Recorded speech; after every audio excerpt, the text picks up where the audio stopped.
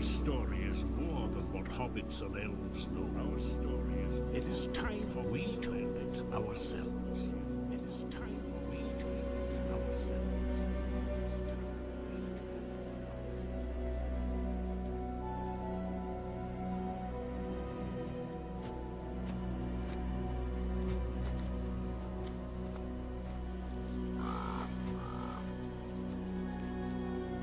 With hammer and axe, we cleanse the world from the shadow of the ring and its master. Yet with walls separate its master. Yet with walls separate its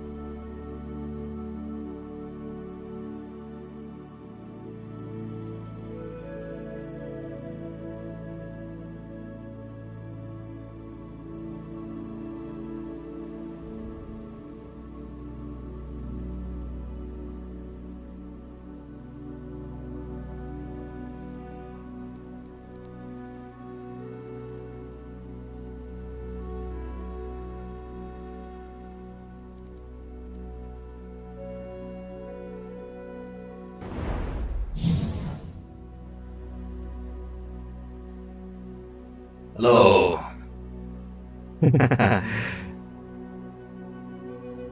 What's up, guys? Hey, Crow, what's up? This is my first live stream with the webcam on, so...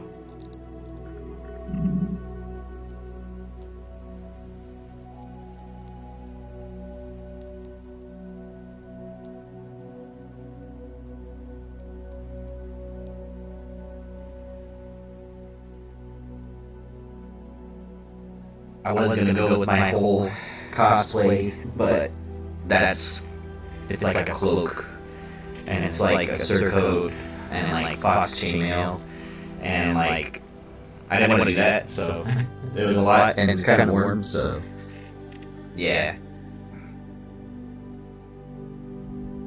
You can see my headset right here, I can't really wear it, like, with the helmet on, so I just kind of have it hanging on the side. Echoing a lot.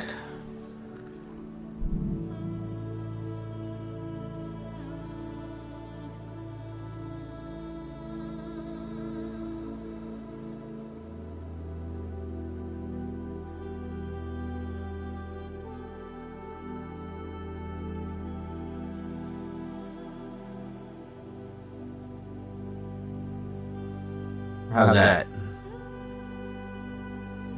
I turned my volume down on the, oh wait, I figured it out again, hold on. Wait, I figured it out again, hold on.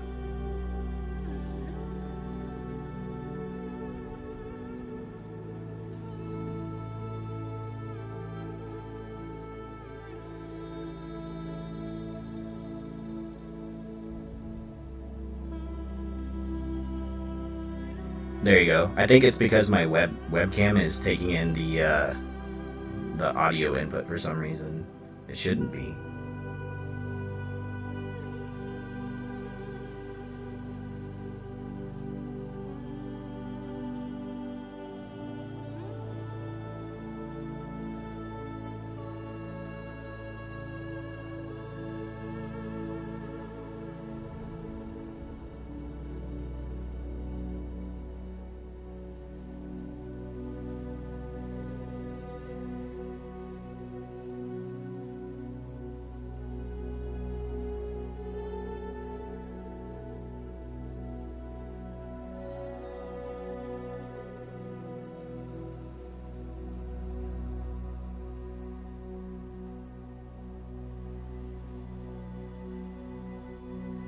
Yeah. Alright guys, I think I figured it out. How's that? And then I disappeared, of course.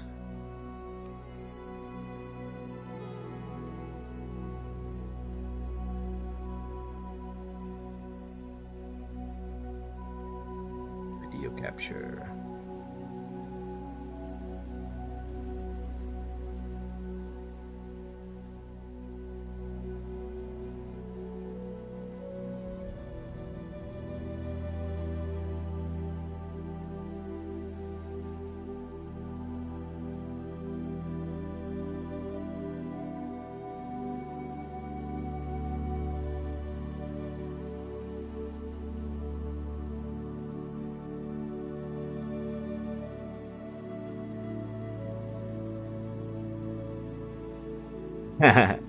Yeah, I'm messing with the settings, guys. Sorry. 1 second. Yes, a giant dwarf. I'll fix it in a second, no worries. This is the first time I use the webcam, and this is probably why I haven't used it in a while. Output desktop. Only you.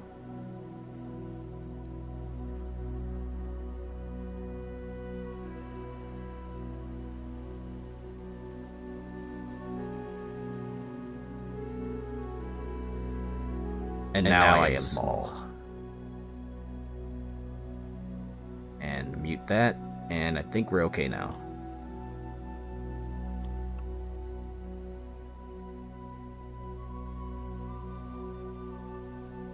What up? Okay, I think I'm okay now. How's that sound, guys?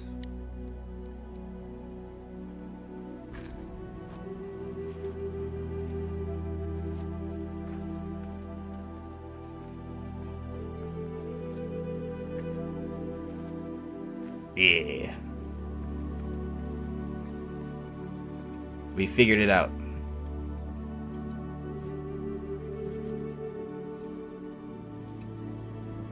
I had like multiple audio inputs for some reason, and that was causing the echo probably. So, and I don't know why, but even when I changed the settings back to like only my microphone, it was still taking it in from the webcam too.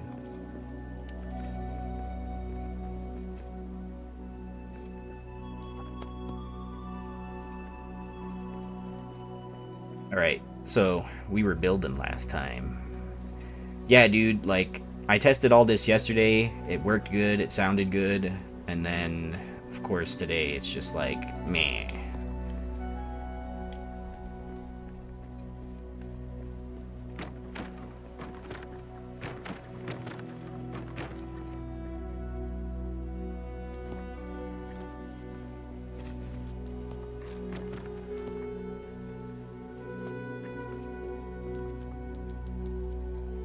A lot of time and effort, Mr. Krell.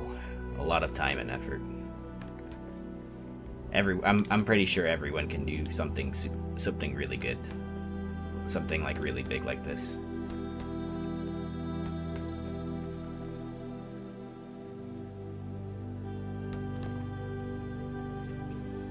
Am I monitoring stream chat too?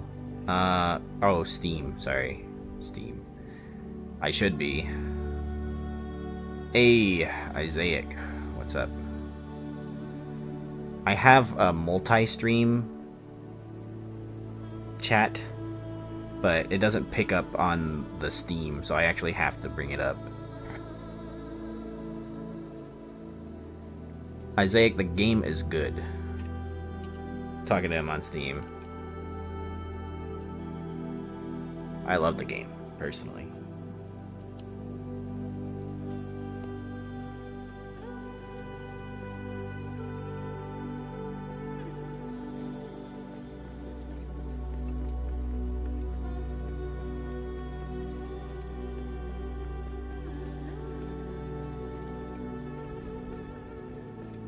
So what we were doing yesterday was this building, which I'm like 50-50 about.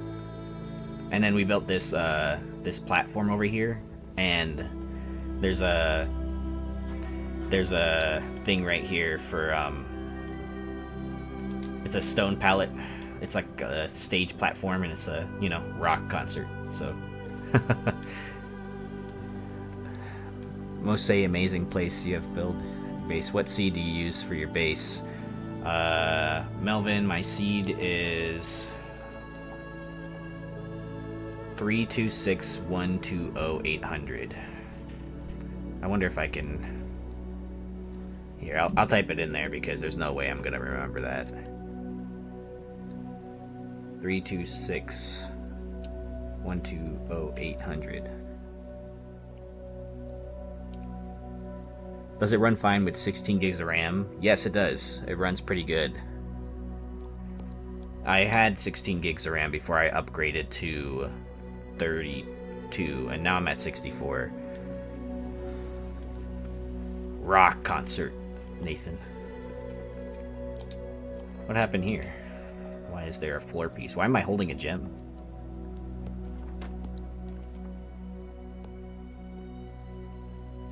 You have plans to do a speed run? There's so few logged runs and not a single multiplayer run. You mean like, do you mean logged runs like a Let's Play type thing, Krell? Why am I still holding this? Okay. The gem does not want to leave my hands. Why do I have no armor, dude? What the hell? What the hell happened?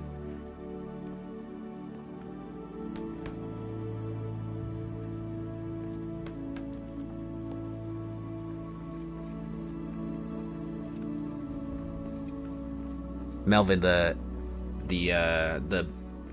area that I'm building in is the upper city in Dwardelf, so you could build here, and it's a really nice area to build in, and that's why I really liked it too. Is the waterfalls. There's one right there, and then there's one like on the lower floor, where there's like a yeah, it's down there. You can kind of see it, but my railings are blocking the way nowadays.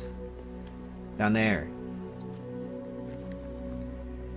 Wear only helmet. I need to be able to hear the audio just in case orcs or wargs sneak up on me, dude. Plus, I also like to listen to the music that I have in the background, so...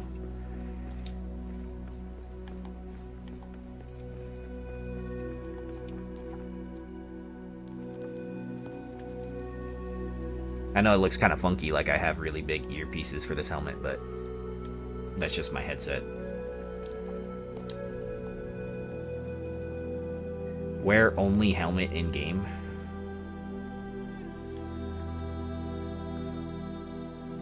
I don't think I have the helmet. I have helmet. I have the helmet, but I have the wardrobe function for no helmet. But I do like the Grey Mountain helmet. It's very fuzzy. Hey Melvin, how many hours have I did this? That's hard for me to say. I have like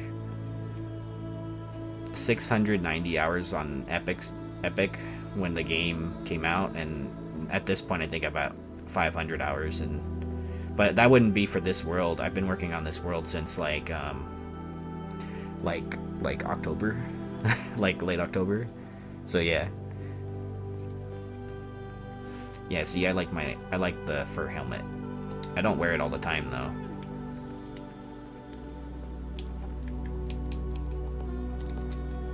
Alright, we're going to continue this and see how it turns out.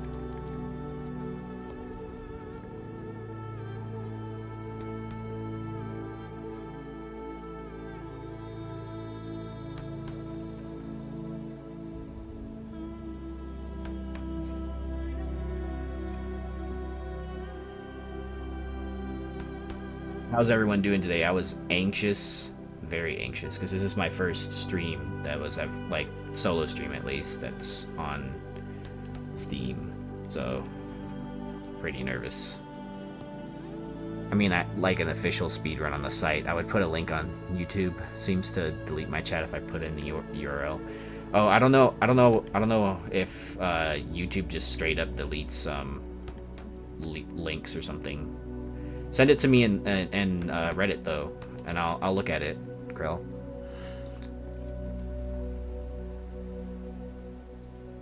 Walk and move the camera a bit more slowly, so people can see more, you know, everything. We don't. Oh, sorry. Here you go. I'll move it really slow. It's kind of hard because I play on controller, so there's no like analog sensitivity for any of this stuff.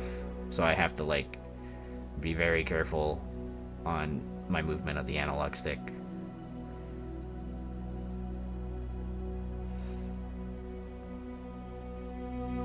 Yeah, let's go see, let's show Steam the, you Steam dudes, the bazaar, actually. This is the Deepstone Bazaar that I built on my YouTube a long time ago. And, well, not a long time ago, I guess, but like a month ago. And it's like a marketplace that I built that has like all my friends' stalls and everything in there.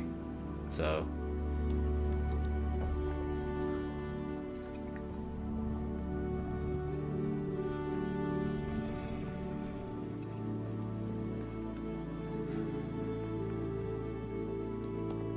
actually, let's go visit, since, you know, I got a newer audience here. And Steam, people are watching on Steam, I'm sorry if I don't see it. I have to have your chat in like a separate thing, because for some reason my multi-stream chat thing in Streamlabs doesn't show all of your chats. I don't think it's even shown one. So, dude, what's going on with this floor piece? Okay.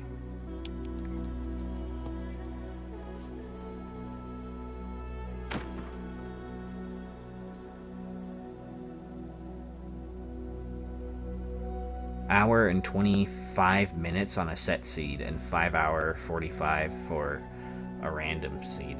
That seems about right, actually.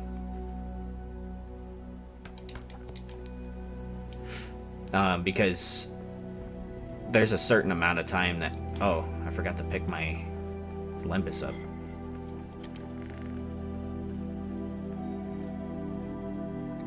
Spartan 17. Is the game good? In my opinion, it is. There's only 3 runs of the game total. My buddy and I were considering doing a 2-man run. Yeah, you know what? Like, I'm actually kind of impressed that there hasn't been very many speed runs. It kind of seems like if you have all the equipment, you could speed run pretty quickly. I'm keeping an eye on stream chat, but I won't be able to hang out for very long. It's okay, Axbeard. I appreciate it. I appreciate you looking at that. So this is the fire pit. I got inspiration from my friend Axbeard here in the YouTube, and Myriac from X. And you set like a coal pallet down, empty it from all the coal, and then you set down the hearth on top of it, and then you fill in the coal. And so you can build your frame first and then set those things down, and it looks like you got coal in your fireplace. And then this whole thing is very tall. I used like the adamant stuff, which is like these very thick structure. That gives you a lot more stability, and you can put the granite pieces on it too. And this is a facade building right here. It's just a fake building that's already there. I just brought it out more and I put lights behind it, which is a trick Axbeard taught me. So it looks like someone's in there. People are living in there. And actually, behind here, I set down like a hearth. There's a fake door. Set down the grand hearth behind here. So I can have like radius and stuff.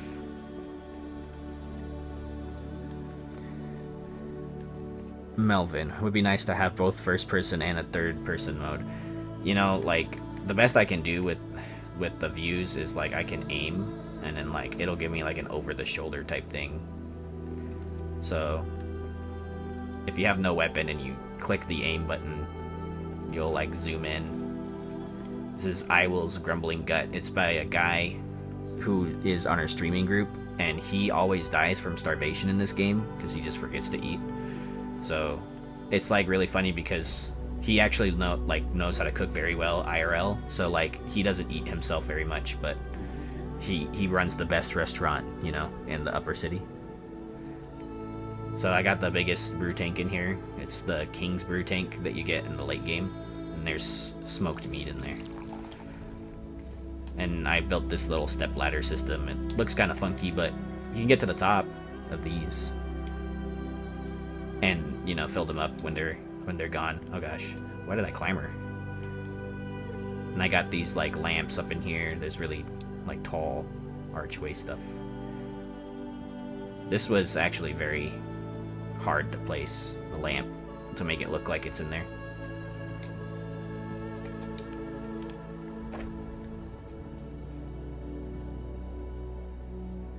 Oh, Melvin, that's what I mean when you walk in your base and see stuff.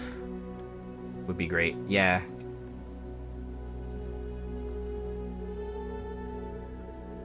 So this is like one of the kitchens that they can come up to.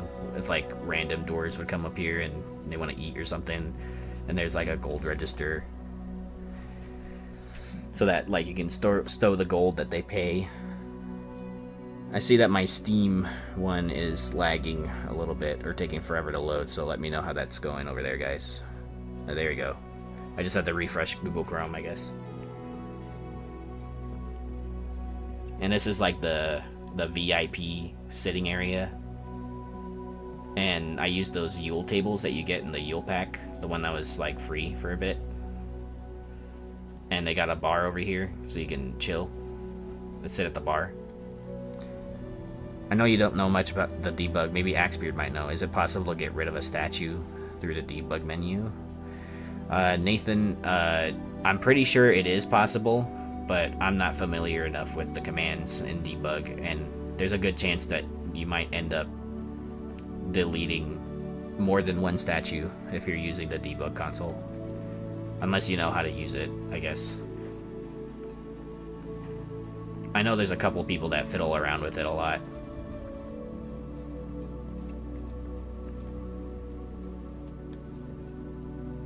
Okay, that's good. Thanks for letting me know, Xbeard.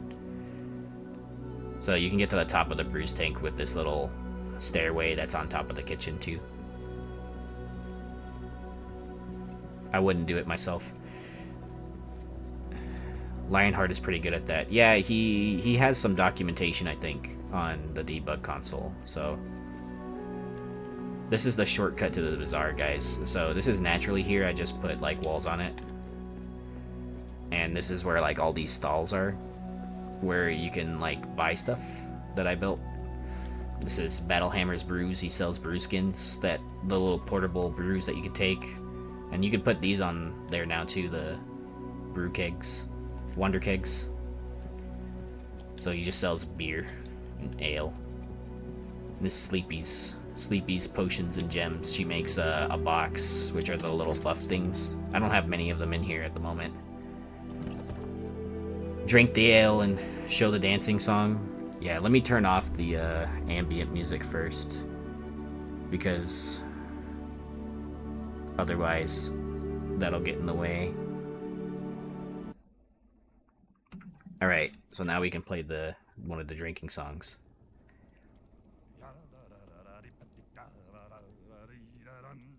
The man in the moon was drinking deep and the cat began to wail. A dish and the spoon on the table danced, the cow in the garden madly pranced, and the little dog chased his tail. The man in the moon, he took his mug and rolled beneath his chair, and there he dozed and dreamed of ale, till in the sky the stars were pale, and dawn was in the air. That's my favorite song. Yeah, I drank the smoked mead, so it gave me bold. Alright, I'm gonna restart the music. Krell says, drinking mining songs are the best part of the game. Yeah, dude. I agree.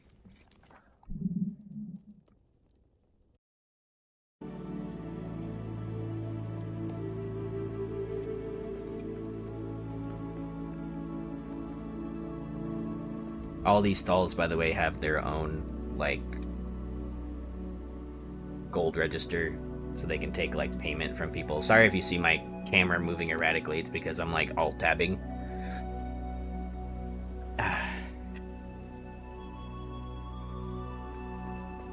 By the way, I was gonna wear my full outfit today, full Gimli cosplay, but it's just too hot for that right now. Miriak's cutlery is Orc's keys. We like to troll him, and like the the orc keys, like, you have to use these to open, like, the orc chests. And so we break the chest before he gets to it. And we just, like, stow it on the ground and he hates it. Forks. He's got his own beer, though, at least. This is Axebeard's hunting gear. I took one of the Grey Mountain set, by the way. Axebeard, my bad. But, and I used it for one of the indoor closets, but I'll replace it. But he's got bows and arrows and weapons and everything you need to go hunting. And this is his armor set he came into the world to give me. The Blue Mountain Hunter's gear, which you get from the sandbox mode. And the one I'm wearing is also a sandbox mode unlocked too. It's called the Grey Mountain set. I'll put it on your tab. Okay. I mean, I have a lot of gold, so it's okay. This Strider, he sells hardware, pickaxe, hammers, and building mats. I haven't put a lot of building mats in here, though. And then this is my favorite one. This is my stall, Firebeard's Goat Delights. And I exclusively serve goats. Exclusively. Only goats. Nothing else. Just goat.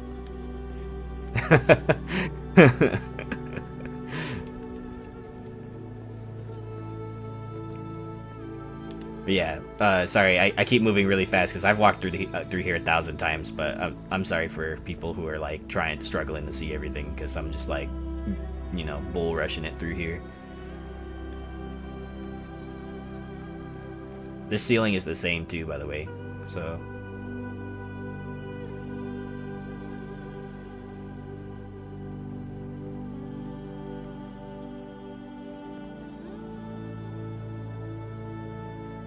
I wish this game had a master or crossbow for troll killing. Seems odd for Doors to not have a giant troll killing weapon. Hey, you know what? I asked for a base defense thing. I put in a feedback ticket a while ago. And like I want like a ballista for like bases that you can place. And that would be dope, dude. It must have been a pain to do that ceiling. Dude, I was like, that was my first stream, I think. My first ever stream on YouTube. I was there for like it was like a 5-hour stream, dude, I'm not gonna lie. And I've been building it for a long time before. Why use a crossbow when your fists work just fine? Well, I'm not a fan of fisting trolls. I don't know about you. I'm just kidding. You build the whole ceiling as well.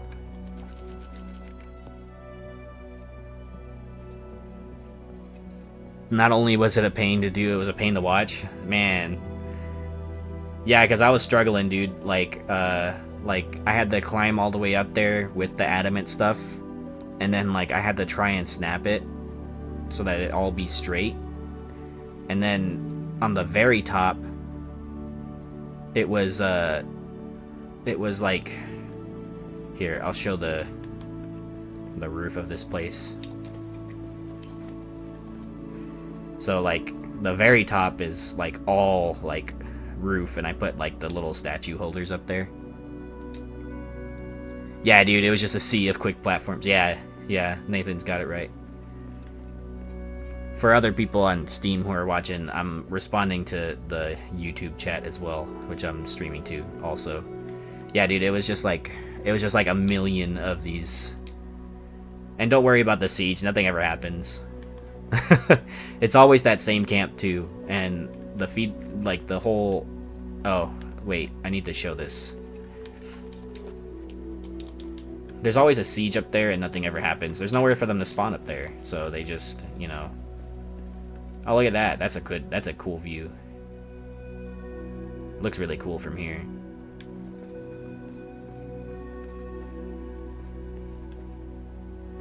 Okay, so I did like this like wood like lattice column pattern thing in these like archway windows too.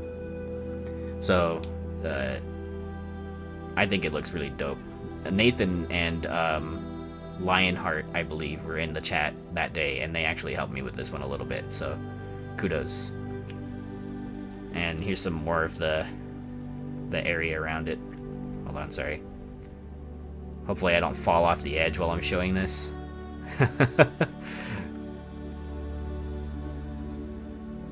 And I added like railways. I fixed those stairs too. Dwarven Ballista sounds awesome. You know, at least one drunken beard would try to write it. Dude, have you seen the extended edition for Battle of the Five Armies? Like, there's like a whole scene where Balin, like, on the chariot uses the like automatic ballista to kill a bunch of like orcs and stuff. It's actually kind of badass. So this is a shortcut bridge I built because I was tired of running all the way around to the other side.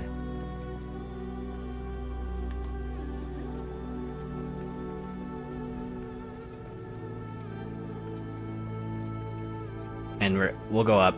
I'm just gonna show you guys that nothing ever happens. This is gonna be the one time watch that like orcs actually spawn up there.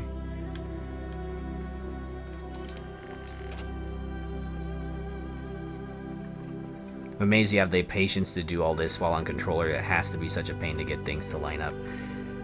It is, dude. And the only reason it is because I have, on my controller, I have stick drift. I have just a slight stick drift on the left analog that's like super slightly forward. And it's kind of annoying. Sometimes. So, okay, so this is like just like a sitting area. I didn't know what to do with this area, but all this gold stuff wasn't here. I had to place that in the wall by myself. And then I fixed this bridge, added an entrance. This bridge is usually broken. You can kind of see it right there. The bridge is broken. And this is another bridge that wasn't here before. I built that. We got some more cool stuff in here, but not much to see. And I extended out this staircase, and then up here there's a lot of shit. Sorry, there's a lot of stuff. There's a lot of shiz kebabs. So, but this camp is the one that they always like try to siege, and I don't know why. It's only this one too. It's never any other camp. Because if it was another camp, they would they definitely would spawn. It's this one in particular. I'm not sure why.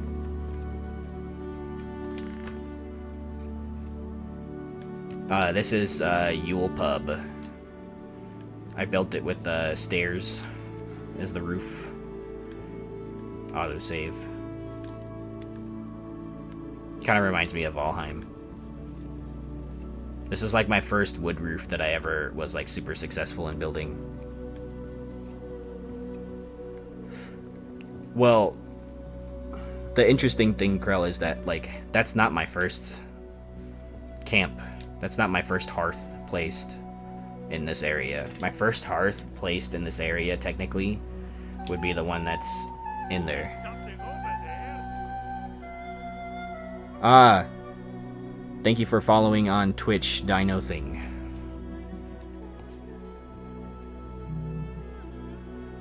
That's cool. You guys got to see my my neat little sound.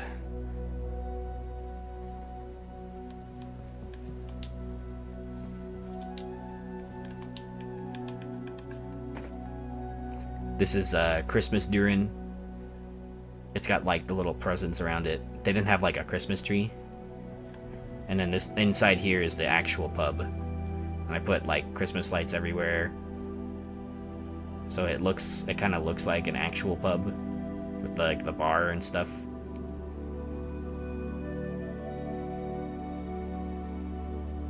Have you ever done an animal farm, pig pen, or goat farm? We managed to capture one goat in our base during campaign. Fun times.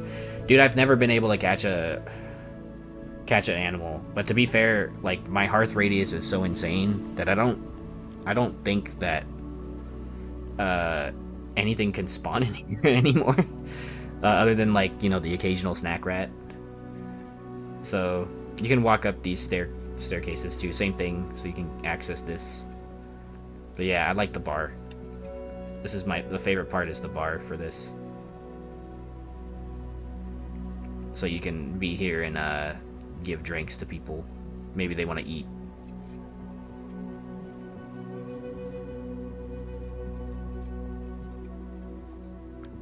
Hello, I love this game. Hey Dino, thanks for following on Twitch, by the way. I appreciate it. Did you fill all these tanks with drinks? I did, dude. I did. I don't think one of them is empty. Got evening ale in here. Got mulled cider. You got smoked mead. Mug of goblet lager. Beautiful build. Thank you, Dino. I saw your Reddit post. Thank you. Yeah, I try to post to the Reddit sometimes. Sometimes I forget about it, but... Which is crazy for me to forget about, because I'm one of the mods now for that, and I really shouldn't forget about it. But I do get notifications, too, so there's that. So this is just like another facade thing that I brought out. It's just a fake building, but I made it look like people live in there, with the same technique that Axebeard taught me. And there's a hearth in here. So I shoved it into the wall to give me a radius. Off to bed. Enjoy the rest of the stream. Thank you for watching, Eppers. Appreciate it.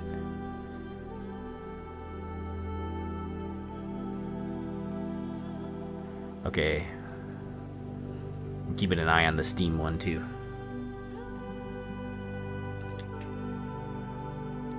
Ooh, a true dwarf. None of that empty tanks for looks. Yeah, it has to have beer in it. Has to. This is a blacksmith stall. I filled it with everything that I could, except like one weapon, but that's okay. Blacksmith sets up here from his forge that's right here, and I built a more functional forge right here. So they got like plenty of furnaces and stuff to make stuff. You got Kuzdul forge, so you can make some of the better stuff in the game. I still have to find this one, but that's okay. And I got all the workbenches. And from here you can kind of see all the way down. All the other stuff that I built.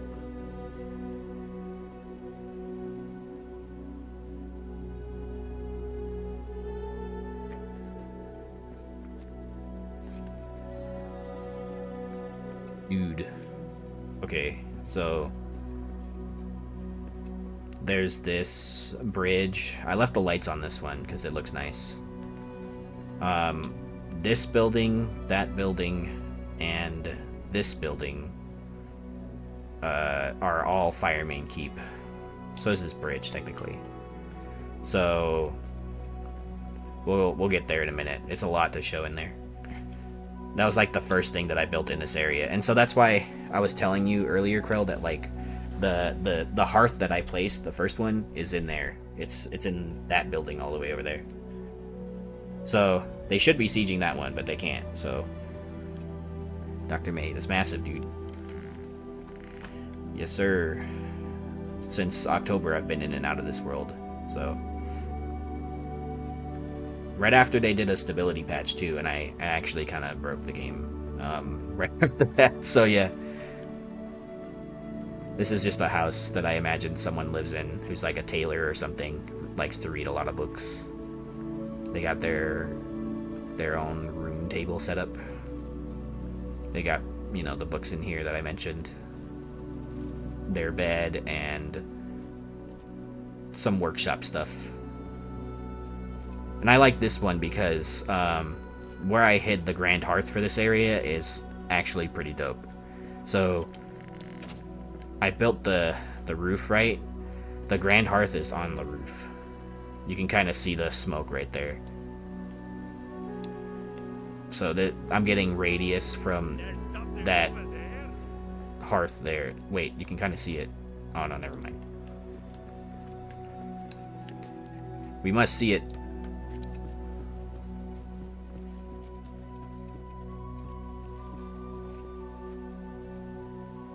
There you go. Now you can see it. Grand Hearth. There's something over there.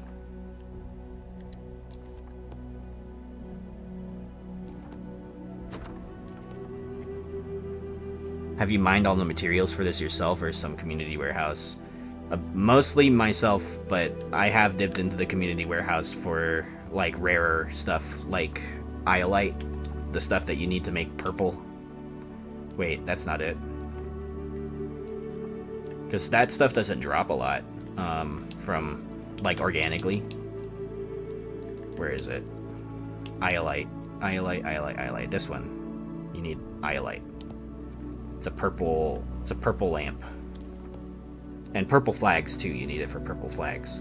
But I played tons of sandboxes. And when Sandbox first came out, that's how I got most of my resources. So it's kind of like a combo mix match for me of like mostly my stuff.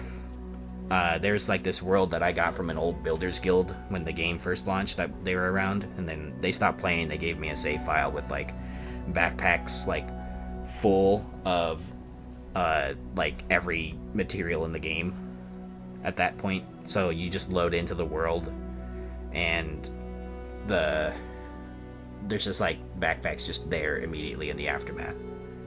So this is by the way, the room that we're in, this is Ancestral Courtyard. This is part of FireManeDavy, which I've showed a couple times on like Reddit and stuff. And I'm really proud of this and how it came out, because you got Durin in the center, the first one, and now you can rename the statues, which is dope. And you just got a couple of brew stalls right here. There's another brew stall that I haven't built the brew keg for, but I'll do that eventually. The reason why I haven't done it yet is because like some floor or something over here broke at one point, and I had to rebuild it. So yeah, I actually could do that right now. I have the resources.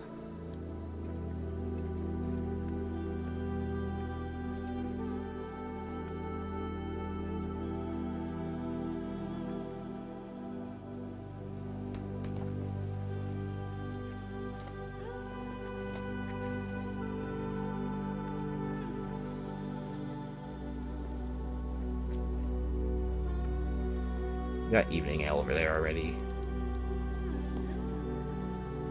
And I do have the fat stacks mod on too, just an FYI, so I have bigger stack sizes than normal.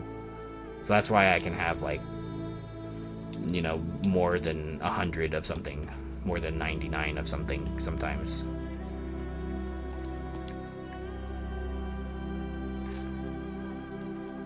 Makes for like moving storage things easy. And most of the time I end up uninstalling it after I've moved things. Or if I need to carry a bunch of stuff. Woo, more drink. Yeah, dude. You can never have enough drink as a dwarf.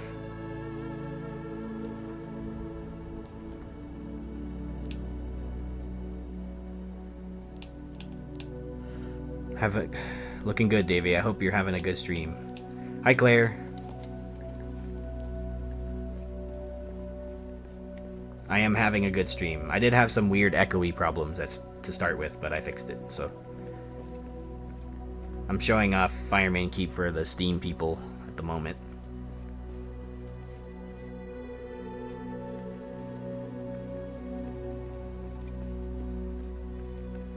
This is like the bottom floor where you can come and rest. There's a goat emoji in YouTube too.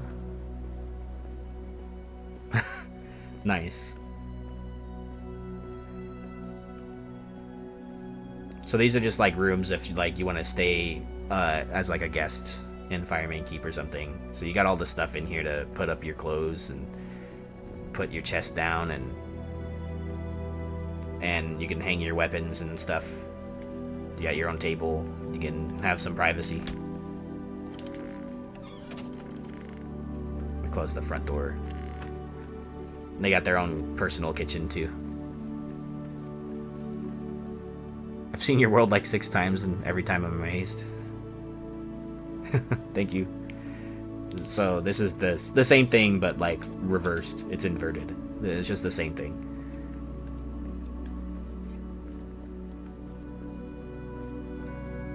All right, dwarves. I think stream deserves a like. Go. So this is the main stairway. Here, I'll do like a pan, like a slow pan. This is like where you can. Why am I leaning back like that? So, anyway, so this is where you can like access the upper floor of like Fireman Keep. So you go left up to the throne room and stuff, and there's like a forge up here and a treasury, and then there's a library. But over here to the left, there's the mess hall. And this is another entrance that you can come into. You can side cut the courtyard to come over here, and you can come in from that way as well, or that bridge. And this is the front of the entrance to the stairway, and I got a balcony up there. We'll go see it right now.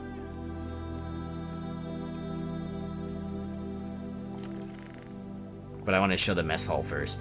I love the mess hall, dude. This is the mess hall. It's just like a place where everyone can like come and eat, stay a while. It's like you're a guest here. I imagine like feasts or something. And I used the gold for the ceilings with all the flags lined up. And there's only one brew keg in here. I could fit more. You build anything interesting in the lower deeps or Crystal Descent? I don't know why, but those have always been my favorite areas. Dude, I have built in the lower deeps. I will show you that build. After I'm done showing Fireman Keep, of course. So like, I'll try to make it quick. But I was able to place Durin up there on top of this hearth. I love the Crystal Descent. I've seen people build some pretty cool stuff in there. I haven't tried myself. Up here is like all the kitchen stuff that you'll need. I placed the roasting pits right here next to the window. And this is like more seating area, and so you can make your food for all the people that are going to be here. And the tables are bigger than normal because I put two of them side by side. And this is just like stuff I wrote for the sign update. It says, be you friend or stranger, may you find happiness. Fill your tankard and stomachs. And this last one says, here we are dwarves. I might move it down a little bit because I always have to jump. Here we are all dwarves, it says.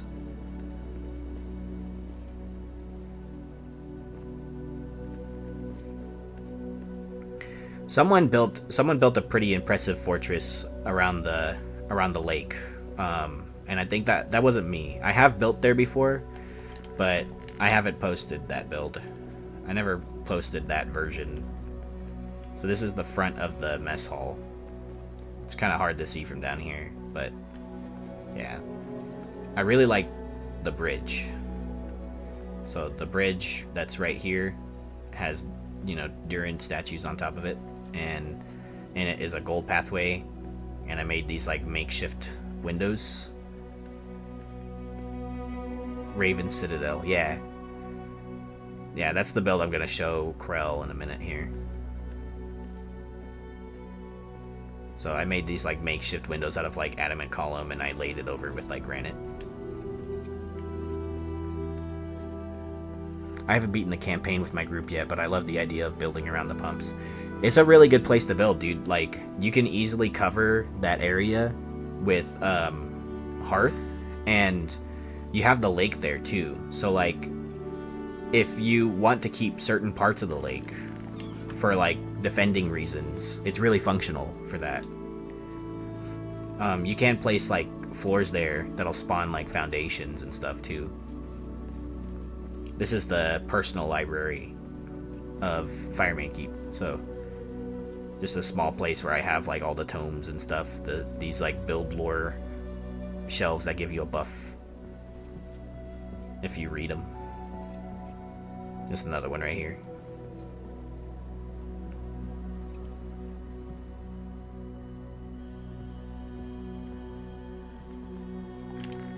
And from up here you can get to the courtyard too. There's like two little narrow staircases, and then you can see the courtyard from here too.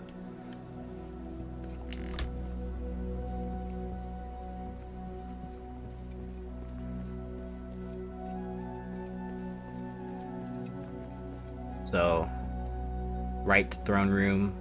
Here's the forge. I was able to fit 2 of these in here, just barely. And you got the same setup in here. You got the forge. You got the regular forge as well. Workbench. Did you make heavy use of those while building this masterpiece? The build lore shells, sometimes. I tried. The buff, in my opinion, does not last long enough. It needs to last a lot longer. It lasts, like the shortest version of the buff, or the weakest version of the buff lasts less than a minute. And for me personally, that's not enough time, because by the time I decide on what piece I want to build, most of the buff is already over, right? So it's a good idea though, because like when it does proc, you don't use any resources, and they adjusted the chances for that, I think. But when you have the strongest version of the buff, it's kind of worth it. Yeah, it is short. It could be longer. It just needs to be longer. I don't mind the chance being low. But if it's like, you know, half an hour long, then I'd be okay. Maybe half an hour is a long time, but like 20 minutes or something. Give me 15 minutes. And I think, you know, make the cooldown period between buffs like 5 minutes. So, and I think that would be a decent way to balance that. This is the treasury. So this is just another place where I built and I stowed a bunch of gold.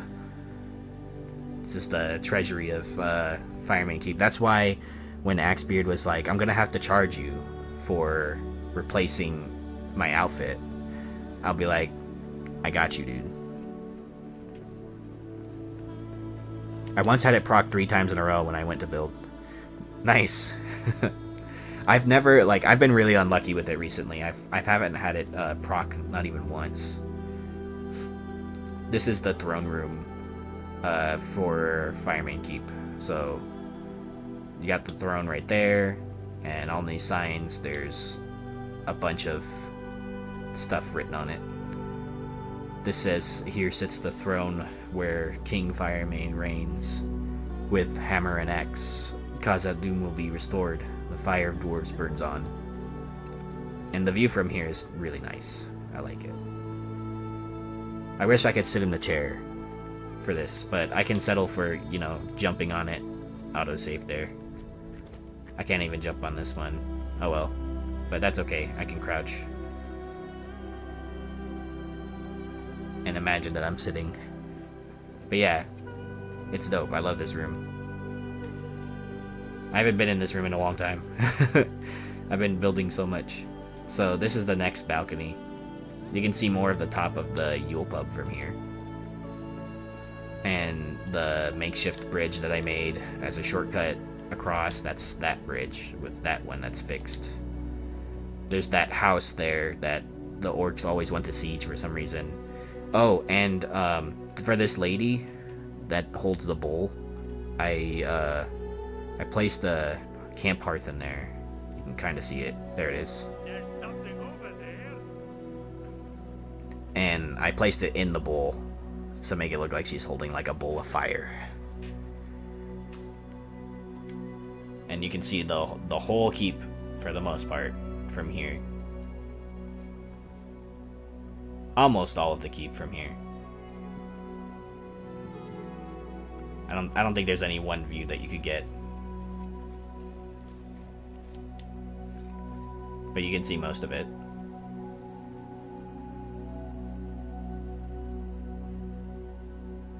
And then I made these like makeshift windows out of archways and cross beams. Time to put in more suggestion tickets? Yeah, 100%. And this is my my room. I need to come up here and reclaim my bed anyway. So I got archway ceilings and everything separated by lattice. And this is my dining table that I'm standing on, you know. I don't wash my tables very often too, so there's a good chance that you might get some dirt in your food if you eat in my room. This is my personal bar. There's a roasting pit, a stove, like a little makeshift countertop right here. It's kind of tall for a dwarf, but that's okay. There we go. Now I can reclaim my bed. I had accidentally reclaimed Eppers's bed. I built a couple of stuff for like the streaming group and people in like the Discord that always like come by and say hi. So I accidentally claimed her bed. But that's, you know, it's because I was building in there. And then this is my personal forge. So you come all the way out here and there's gold on the wall, of course, and I got Durin overlooking my own forge, and I got, you know, some weapons there. I haven't filled every weapon case, but at least I have all the shields in the game for the most part. Dwarf Lord's got to be able to sit. Wow, so Eppers gets something before me? Lol. I'm trying to figure out what to give you, actually, on that topic.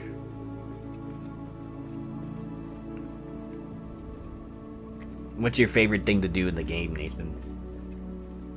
Like, if you imagined yourself as a dwarf in Khazad-dûm, what would be your ideal vocation?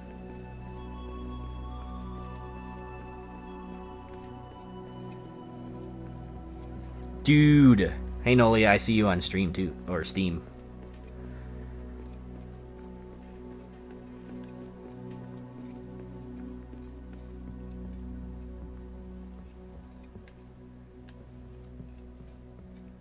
Oh, yeah, okay, so we gotta go and show Krell that Lower Deeps build. I'm gonna eat a Limbus before I go.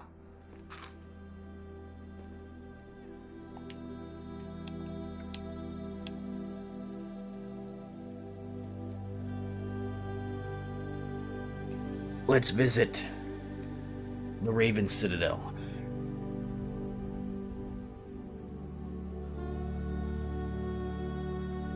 It is very hard to drink in this helmet, by the way.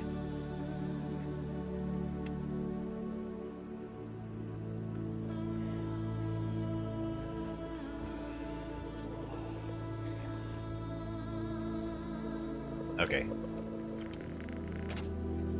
We're here. Oh. Yeah, let it load for a second. It's auto-saving, of course. We're gonna get really far away from this first, before I show you what it is.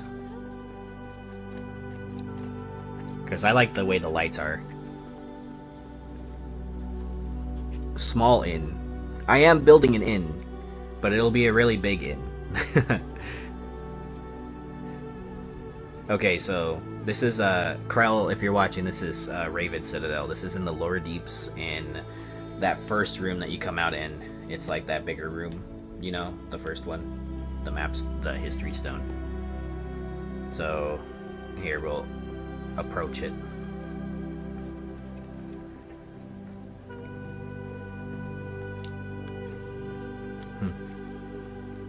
You know what?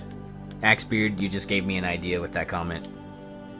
Nathan runs Moria OSHA.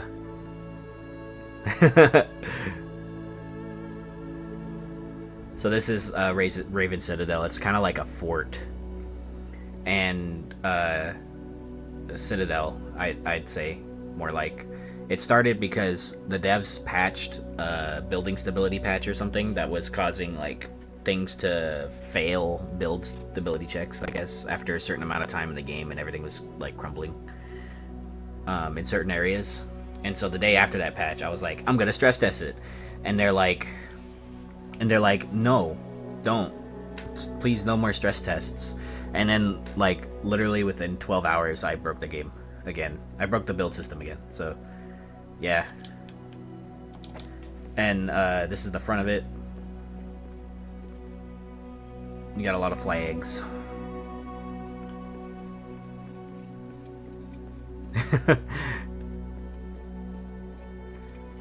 So I use a lot of columns. It's mostly like adamant plus granite. Lots of columns to make it like imposing. And it's very functional too. You'll see in a minute. It's very functional. You can take your crossbow and go up to the top of the wall. There's like little stairways on the sides of it so that you could get up there.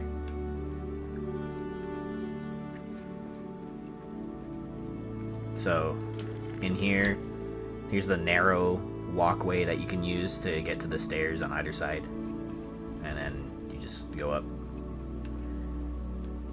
Why is there a spear here? Anyway. I guess I'm picking that up. Okay, well, I guess now I have this. Anyway, so these things here, they're meant to give you cover while you're getting shot at by Lower Deep's orcs. So you can actually aim down quite a bit. And then same thing over here. You can, you know, take cover while you're reloading something, and you can take a pop shot and an orc. You can come up here to these side ones as well and shoot down below if you need to. And this is just like side views of that little courtyard. And I was doing this build style too back then, where I brought out little sections of it like that to place statues. And I used archways for that to make it look like it's supported.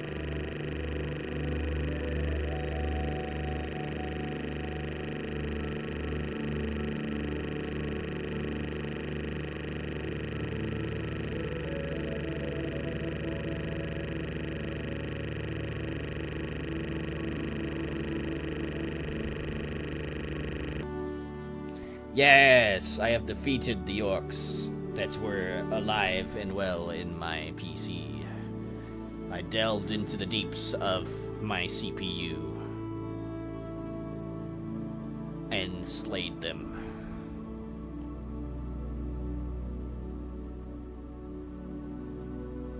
I'm not sure about the webcam though, so let's. I took off my helmet, by the way, just full disclosure.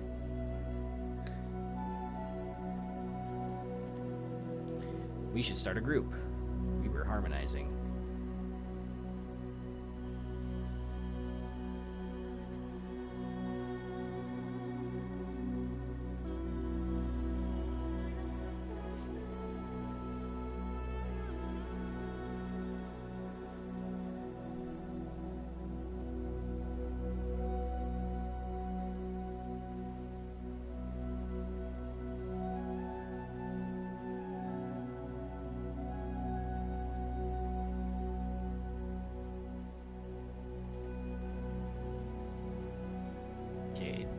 Turning on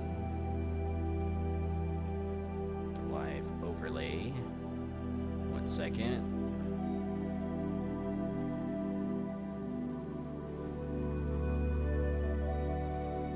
I won't be able to have the blurred background anymore, so you'll see some of my background, but that's okay, right? And if you're seeing a little white dot, it's because I have a note over it, so...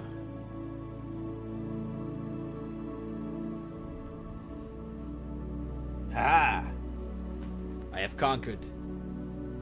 I have conquered it. I am back, my friends. Flex the tattoo. Let's go.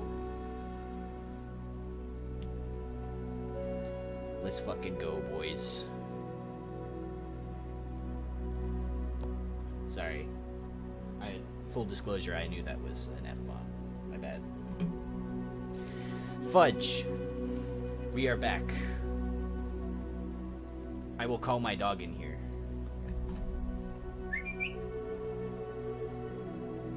Dog cam.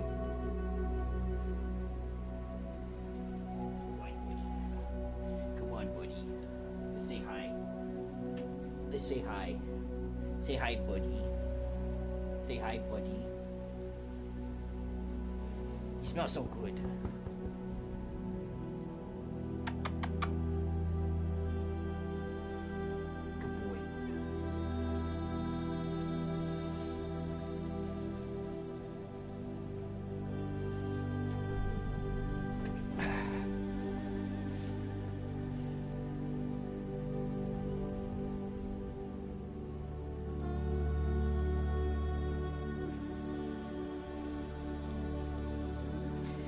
Yes, he is the goodest boy. Okay, let's get back to it. So, I don't know what you guys heard. I ended up hearing the audio you guys were hearing, and it was just like, ee, and I was just like, oh, okay. Well, that sucks. So, this is the dining room. It's got ravens and stuff. And a kitchen, some separation between stuff in here. Put the roasting pit on a table. And it's got storage. You actually can access all of this storage, by the way. So, I don't know what's in here anymore. Oh, I had a bit. I moved all of it. This was my base for a long time. And I moved everything after I started building, like, Fireman Keep. Oh, just before entering the dining hall? Okay, cool. The dining hall back in Fireman Keep, dude? Holy cow. That was a long time. Or the dining hall for the Citadel.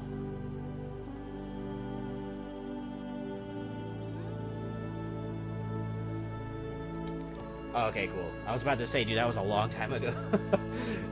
So, alright, so this is the courtyard. It's super small. There's a hearth here for radius and such. Ah, forgot that this was here.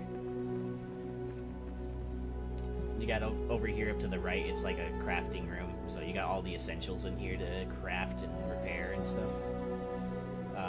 I had my bookcase here. There's no more books in there. I took them all out. I used to use this as a base.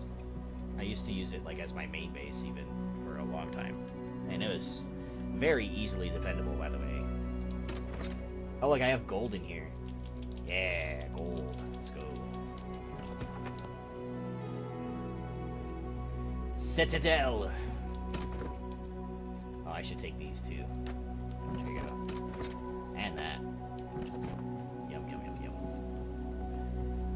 Under the stairs, storage there, and then up here is the bedroom. There's a dining table. I was using this meal table for a time, so I would just like chill up here and eat my meal. And then there's this separation between the Citadel the bedroom and this room. There's some archways and stuff.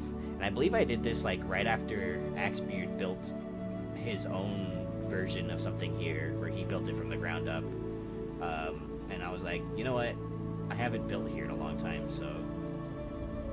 And of course, there's Ironheart Stout in here. Let's go. Is there anything left in here? No, I emptied this. And this is my bed in here in the corner. Yeah. Got books and stuff. So that's the Citadel. I know you saw most of it. Sorry for the technical issues there. My bad. I have no idea what happened. I ended up just like unplugging my mic and plugging everything back in. And that seemed to work. I think it's also just an issue with NVIDIA Broadcast, because NVIDIA Broadcast was giving me issues too. So...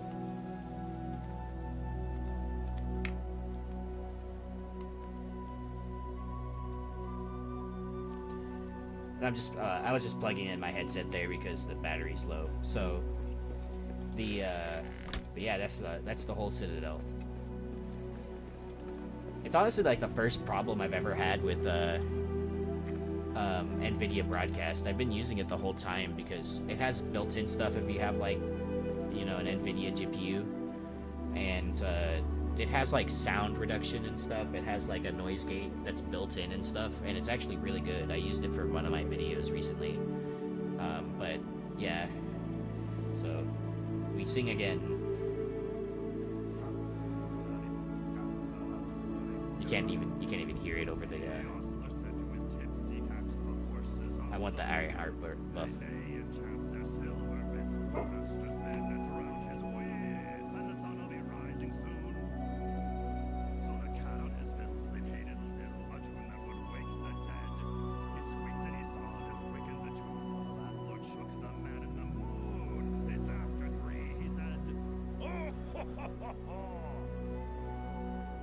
Nice. Okay, so now we can go back to the keep. continue what I was doing in the first place, which was building.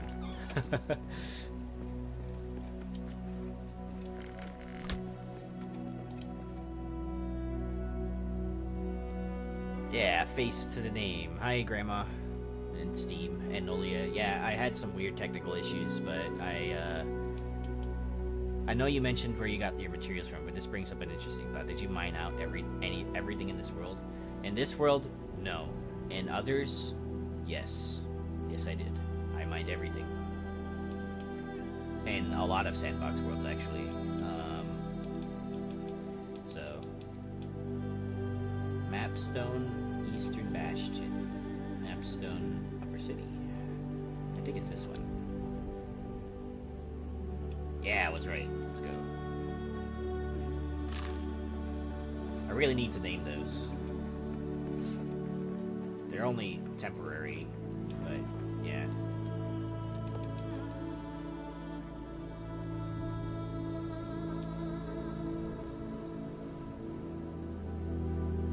So, Krell, for context, this world, I went back and I went with an endgame character in here, basically.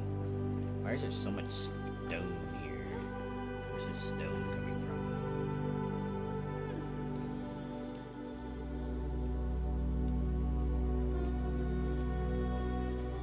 I'm curious. Where is this stone coming from? There's no context for the stone being here, by the way. It's just... Okay. You can rename napstones. How? Oh, you do it like this. So you go into the menu, right? You go to your map, and you're gonna find where your napstones are. So it'll be travel locations, one to the left, and then you'll select the one that you want to rename. It'll show an edit screen right here. Click on it, and then you just rename it. You can rename it to anything. So I'll rename this Emperor's Home of Tomes.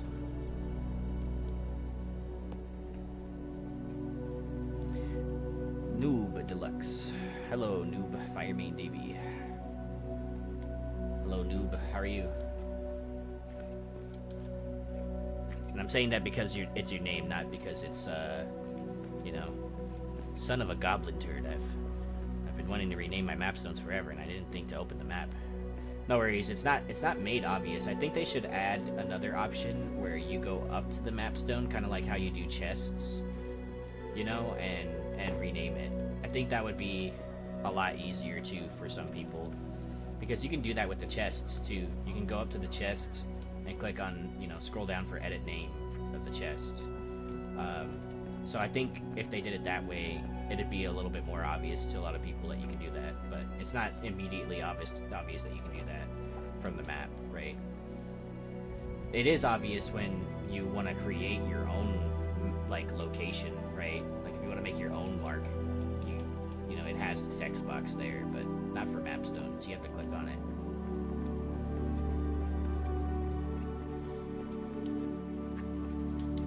I think if people are given more than one way to do something, they'll use the one that's easiest for them, you know?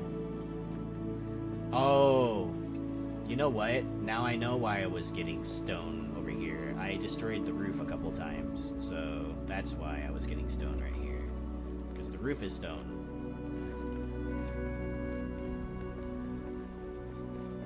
So this is my couple of my latest stuff that I've built over here. So Gold Rock, there's Everest's Home of Tomes. They renamed it.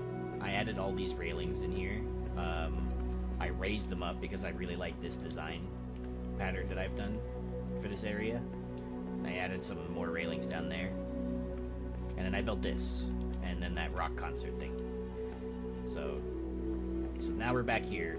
And I'm going to continue this and see where it goes, I guess. Right now, I'm not like a fan of how I did the second floor, but it is functional. It's very functional. So, and it looks good. So, not every building needs to be super good, in my opinion, but like also, I want it to look nice from the outside. Are you up next, or have you been streaming for a while? Noob, I was streaming. I was scheduled to stream at 12:30 p.m. my time, specific Pacific Standard Time, and that's when I started the stream. I'm scheduled for about 3.5 hours, I think.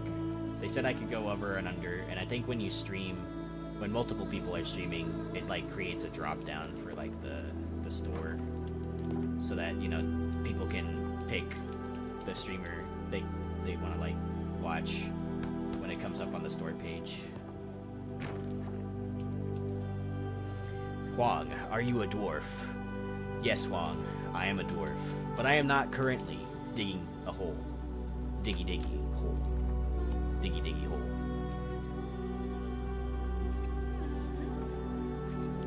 That looks like a perfect place for a dosha office.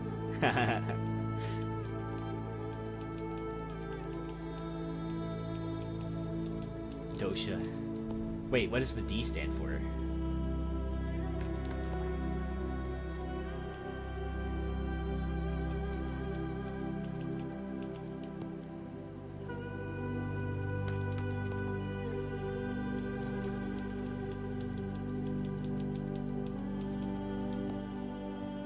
Oh, Dwarven Ocean. Okay, yeah, that makes sense.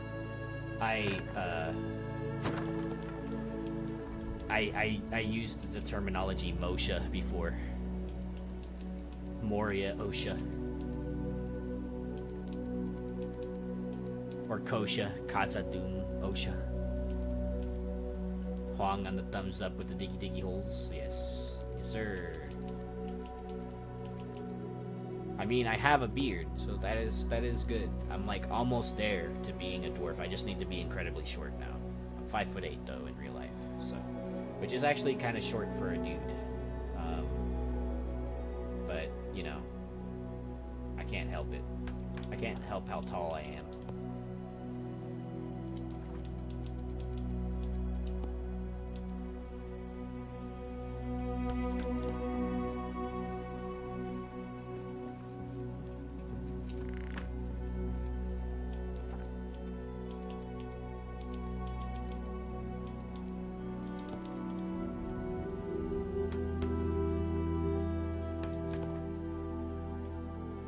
Both. Pop quiz, rock or stone? Both, because if you don't rock and stone, you ain't coming home. You're an inch taller than me. We're dwarves and spirits.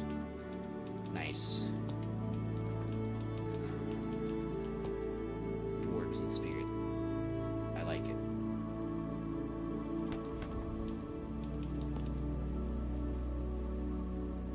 Also, I like the... Oh, dudes!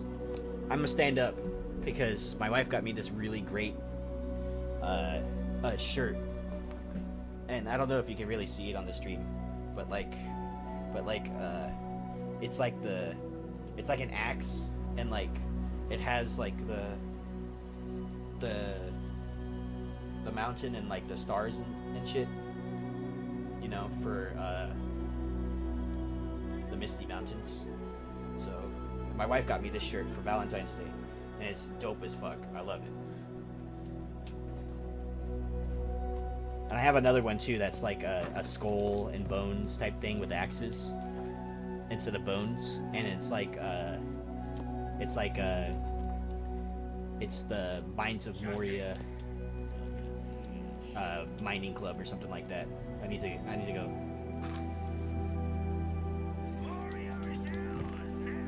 Hello, you're not supposed to be here. You need to leave, sir. Go on. Get out of here. Ow.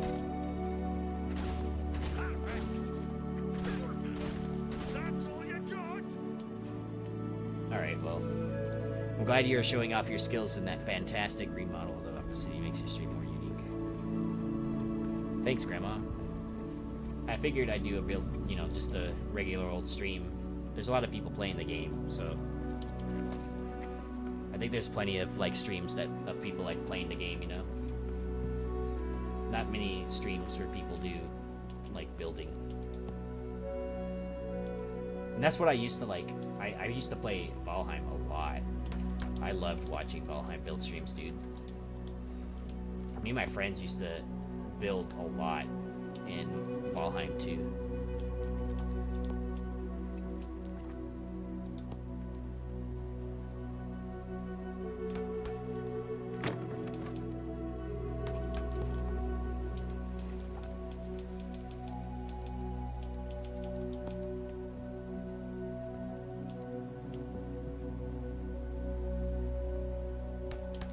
I was addicted to Valheim vids for a bit. Dude, it's hard not to be. It's a great game. And I'm actually really glad that, like... What happened to the ceiling? Oh, I don't think I ever placed the ceiling right here.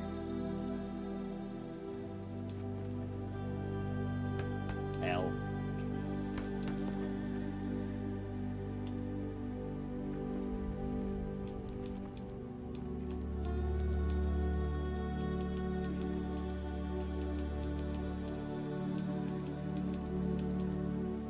Oh, that just gave me an idea. What if you made a base with a small arena in the center that doesn't have a hearth coverage so enemies spawn in the center of it? Dude, that would be dope. If I could control where mobs spawn, that would be dope. But they'll... I wonder if that could work, actually. You bring up a good point. I'm thinking about it. There's a lot of radius, though, dude. Okay, so let me show you something crazy. So I'm just having this piece out, but you can see the lines on the ground, right? Look at like all the radius that I have. It goes all the way over there. It goes all the way over there. I actually learned by building this that the Grand Hearts have like a 20 to 25 fathom vertical radius, because you can even see it all the way over there too. Because when I was building the bazaar over there, I still had hearth radius from that hearth up there all the way down here to this platform. I only had to place another one like right there where I showed you guys earlier, behind this, so that I could have, you know, all the radius over there. So that's actually insane. It'd be really hard for me to find a place where they don't spawn. I mean, at this point they just kind of spawn. At this point they would just kind of spawn and then run over here, right? Because I don't have much of this area left to rebuild, and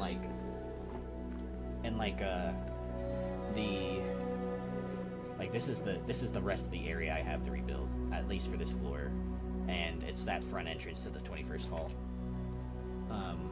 And I need to figure out how I'm gonna rebuild that, by the way. And like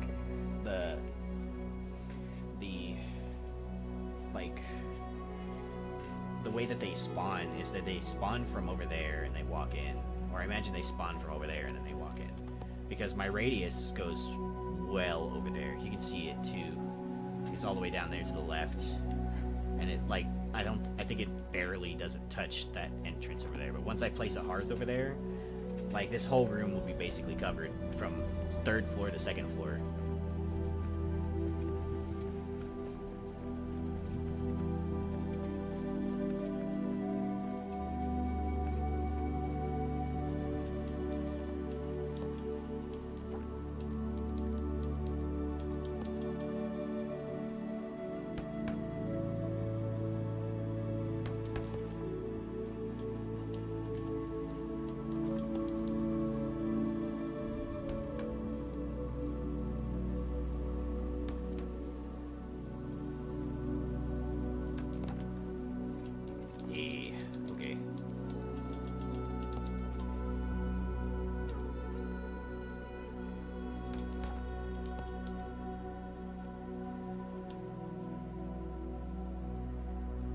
Alright, well, other than that weird technical issue I've had recently, how's the stream been for you guys? Has it been good?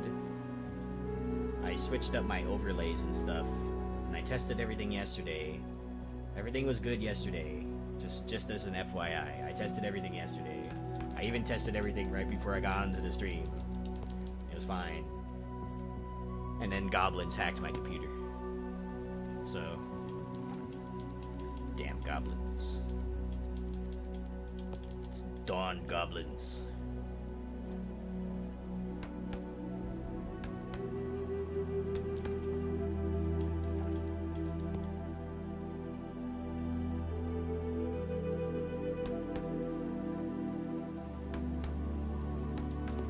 I got to sing Dwarven songs in chat. This has been a win for me. Nice, dude.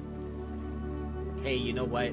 I still have a Steam key to give away for this game, by the way. I totally forgot about that. I'm thinking about how I'm going to give that away. So, I know, Krell, you told me that your sister-in-law might pop in. So if she pops in, and she can answer a trivia question about... This goes for other people who don't have the game as well. You can answer a trivia question about Lord of the Rings and get it correct. I will give you the Steam key for the game with the DLC. She slept in.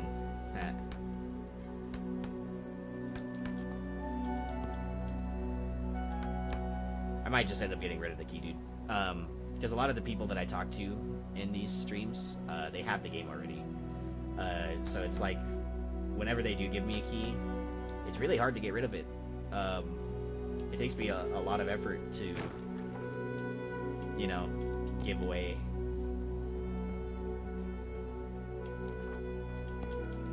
So when you asked me this morning about, like, or you said something about, like, having a copy for your wife, I was like, dude, they just gave me 2. Here you go. It was like the perfect opportunity.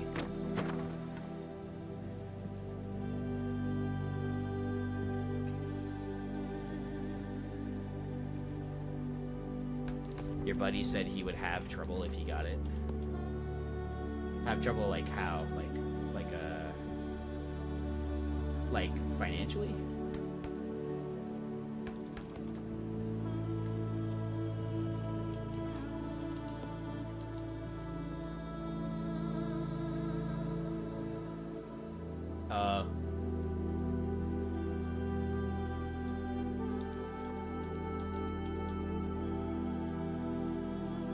Everyone he knows owns it already. Oh, yeah. Yeah, same here. Like, I'm the type of person to, like, my friend group that's, like, outside of Nolia and stuff. We actually have, like, a habit of, like, buying games for each other. And so when this game came out on Steam, I immediately bought it for all of my friends, and it was on sale too. It was like $20. It was like on sale for like $20, and I think that's a steal for this game. And actually, I should mention, by the way, guys, if you're watching on Steam, or if you're watching on here on YouTube, the game is actually 40% off right now in the Steam store. It is $15, I believe, less than that, $14 USD at the moment. So if you wanted to pick it up, you know someone who's been waiting for a sale, now's the time. Now's the time to pick it up through the weekend.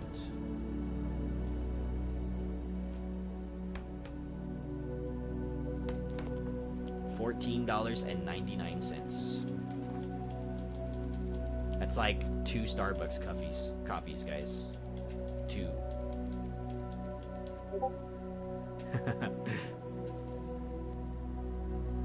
Dude, it is a good game. Like, of course, like, things could be a lot better for this game, you know, and I have faith in the developers, dude. I really do. They work really hard to make this game good, and I appreciate their effort. But what they put out was already really good, in my opinion. In euros, it's 17.20. Hey, LOTR, how are you? Thanks for tuning in for the big day. I felt bad that I was too broke to buy it at full price. I know you, dude. You're good. Like, you know, everyone goes through, you know, financial stuff. Money comes and goes. It's not a big deal. I mean, it is a big deal if you need to, like, if you're, like, in survival mode, right? But, you know, like, don't sweat it. Like,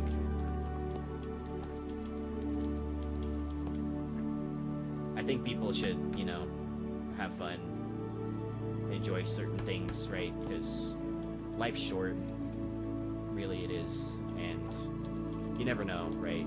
So, but if you need to eat, right? You need to eat to live another day. You need to eat, but there's nothing wrong with paying $20 for some fun here and there. Just gotta figure out how to get the gold out of the game and into my lap. Is there any benefit of playing it on Steam? I have it on Epic. Honestly, you know, that's a good question, Zolotar.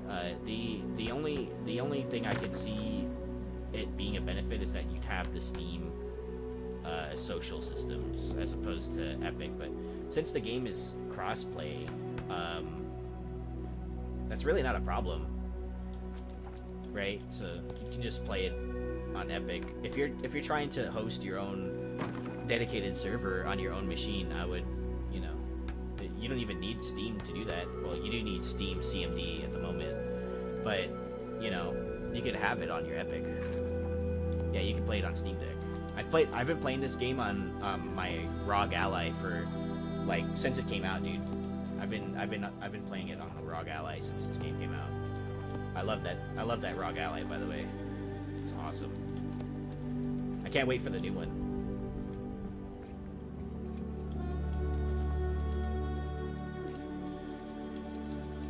ROG Asus ROG Ally.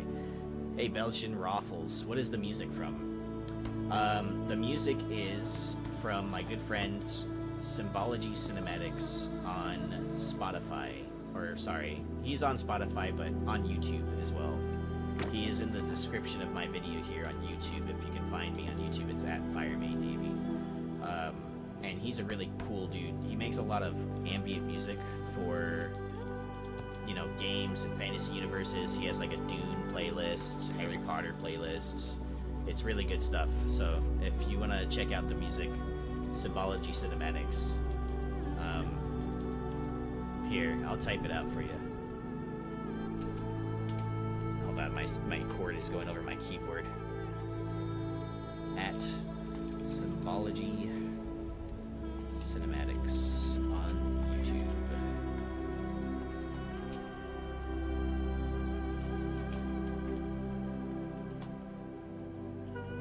Awesome, I appreciate it. Yeah, no problem, man.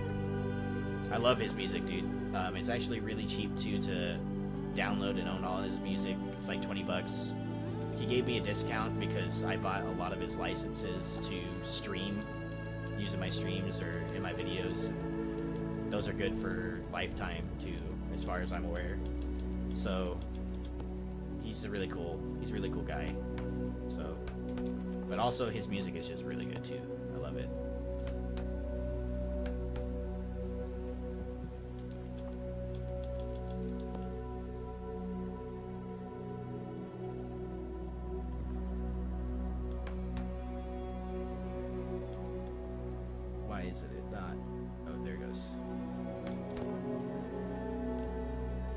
Don't need to mess with join codes on Steam. Just joining from your friends list. Multiplayer is always an easy process on Steam.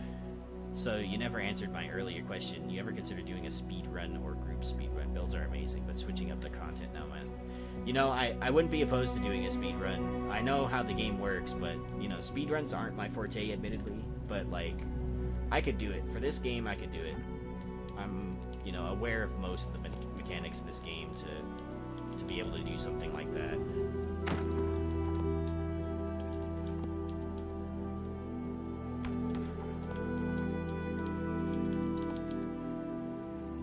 In fact, I could probably speedrun the game right now if it didn't detract so much from the stream. But yeah, I am open to it. I'm open to a speedrun. Good old speedrun. I have speedran the game before, by the way. I'm not sure if you see there's a new video on my channel. I just put out. It's Golden Halls of Xerax Sigil, and it's my old gold submission challenge world that I did for that challenge in Discord.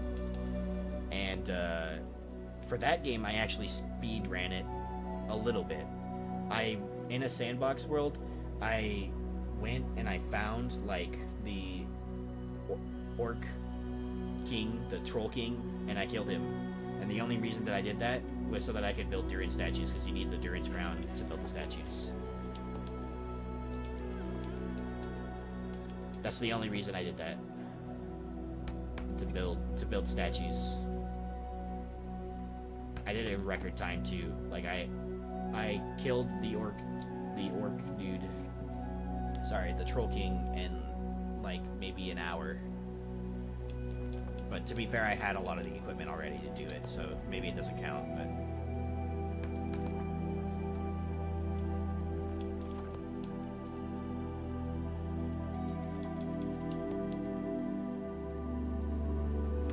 I want to see someone do a sandbox speedrun, dude. It'd be really difficult to do a sandbox speedrun depending on your seed. Have you ever tried to restore and renovate the really badly destroyed houses in the upper halls, the ones with the cobbler's stuff on the shelves? I have restored a couple of those, LOTR.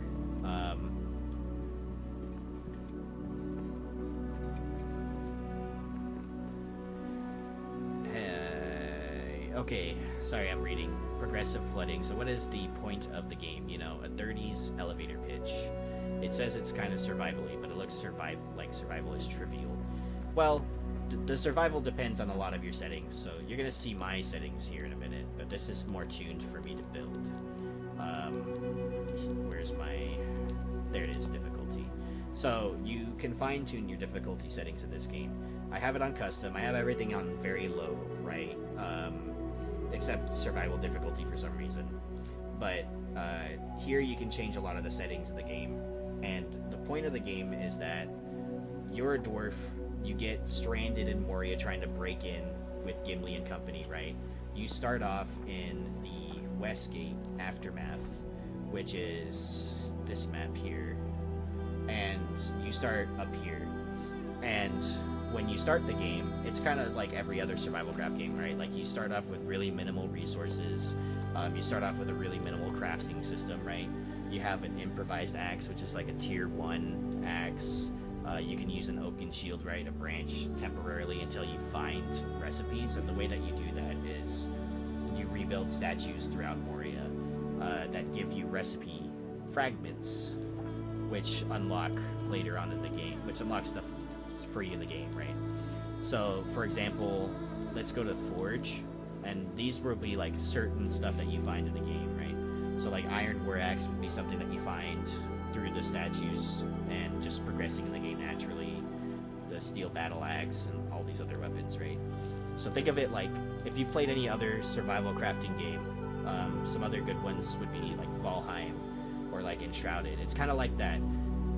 Admittedly, there are some mechanics of those games that aren't in this game, but this game, the whole point is, if you're playing campaign mode, there's a laid out story, and the story is you need to find out why the dwarves can't get into Moria, and at the same time, you need to survive in Moria. So you're facing bosses, orcs, and demons, demon orcs, and animals and stuff, and you're just trying to make your way through Moria.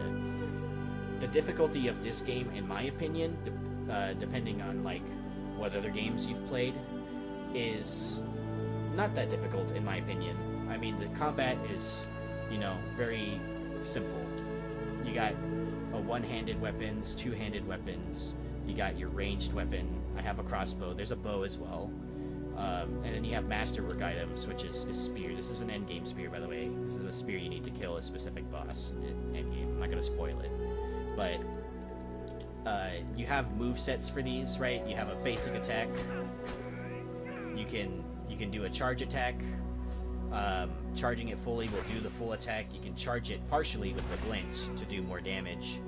With your shield, you can block all damage in all directions, and while holding the block button, attacking will shield bash. You can also do like an uppercut. You can do a downward strike. It's kind of hard though. You kind of have to like be falling already. So something like, yeah, there you go. I did it. So progressive sandbox. Terraria is a good example. Okay, yeah. So Krell just gave a good example. Progressive sandbox survival. Although I will say that campaign mode is pretty linear. The rooms that make up certain areas in the game are random. but you progress through the campaign all the same, right? You'll go through from one area to the next, and it'll get progressively more difficult as you go on. But the loop is the same. You go to an area, you need to find the recipe so that you can kill the new enemy types in that area, and then from there, you know, you just keep progressing through Moria, if you will, and trying to find your way out of it. So that's basically what the point of the game is. You can build bases like I've done here. You can do quite a lot of building. Building is something I really like in survival craft games, but you know, everyone plays survival craft games in their own way. There's certain things that they enjoy about them that they like to fine tune, right? When I'm doing,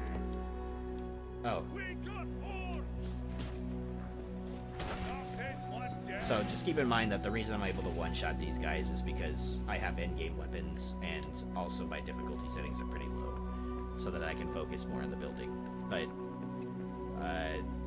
typically, if your settings are on like normal, or if it's like hard or something, it'll take a while. And I prefer to play the game that way. It kind of feels a little hack and slashy at times, but I like the combat. The combat is sufficient for me. The combat is like the minimal focus for me in survival craft games. But some other people, you know, they really want the combat to be really good, right? And the combat is sufficient for me in this case. Thanks for the explanation. Yeah, no problem. If you have any other questions about it, let me know. I'm happy to answer. I have like 1,200 hours in this game. So, like, you know, I've played this game, like, since it launched. It's come a long way. And, like, if you have any other questions about it, I'm happy to answer. Krell says, I hope one day they add some late game features, like being able to have huge raids against one of your camps. Yeah, you know what? Like, the only downside of playing campaign mode is once you kill those orc war chiefs, you don't have to worry about, like, hordes. You do have to worry about sieges still, I suppose, but at this point, I haven't seen a siege in forever. I'm a personal fan of the hardcore survival. One of those days I'll do a max difficulty deathless run. You know, like,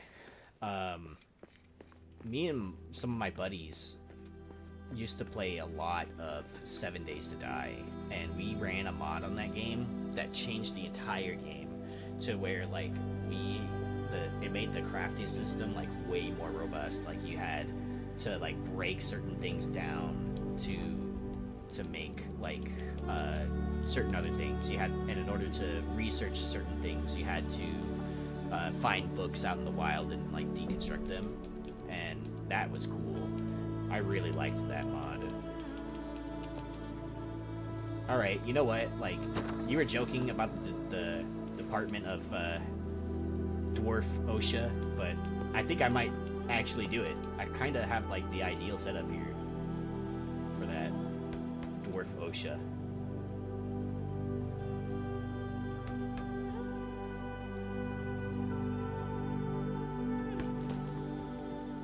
Dude, let's go.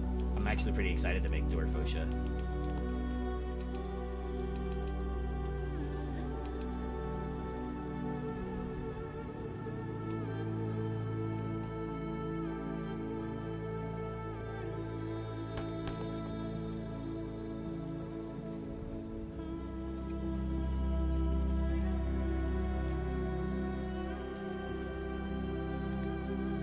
Do you know if the Forge talk is going to be tomorrow and what time, if so?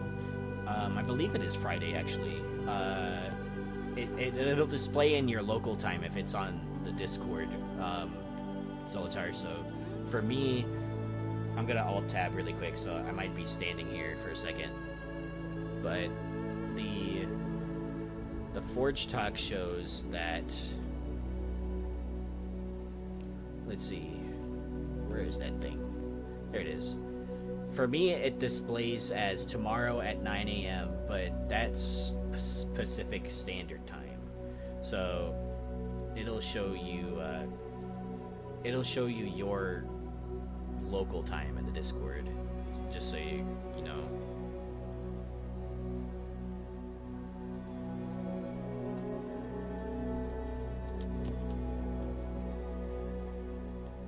Nathan will be pleased. Yeah, you know what, Krell, I do agree with you, by the way. Like, I really like it when survival craft games are, you know, there's a degree of difficulty to them. That's kind of what I like about them. I like surviving and like building up my base and having a lot of hard work, you know, be fruitful and stuff. And I get that a lot with this game. Though I've had very minimal difficulty nowadays because, you know, I've been building, so. My time is 00:31 a.m. now. What's yours? Right now, my time is 2:31 p.m. Pacific Standard.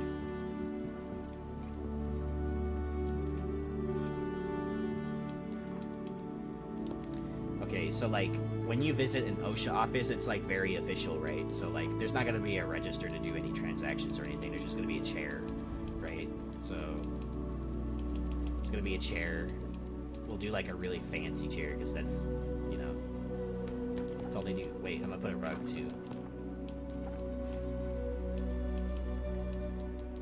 Wow, you're up kind of late, LOTR. Thanks for tuning in, by the way. So late. I love that most of all of them have difficulty settings. Sometimes you want to challenge, sometimes you just want to build. Yeah, dude. You know, like when they added the world modifier settings to the Valheim, I was so stoked about that because they finally added the ability to turn portals on and off, and you could change whether or not, like, you could take metal and stuff through the portals. And personally, I like to play with that. Since it's past midnight here, I gotta go to sleep. Have a nice one. You too, Zolatar. Thank you for stopping by for the big day.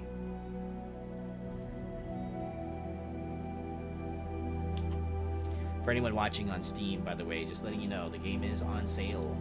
40% off. It's $14.99 USD at the moment. 17 something euros, I believe.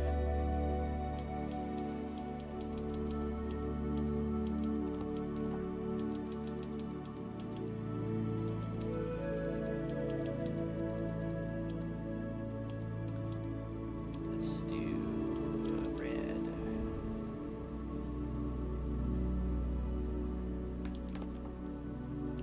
Hi, Sienna. How are you? Campfire. Nice. You know, I'm not aware of all the emojis that you can use on Steam. It's not every day that I actually watch like a broadcast on stream. I will probably go in the next area or so too. I gotta work tonight. Ah, man, another night shift, huh? Well, I appreciate you being on. I know it's like really hard to stay up after those night shifts, dude. That's the problem that I had when I worked night shifts. I could barely stay awake for most things. And it was pretty problematic too when I wanted to like spend time with my family, and like I'm tired, but my family is like not, you know, so. And I'm like, dude, I was up all night. Great, thanks. How's your day today, Siona?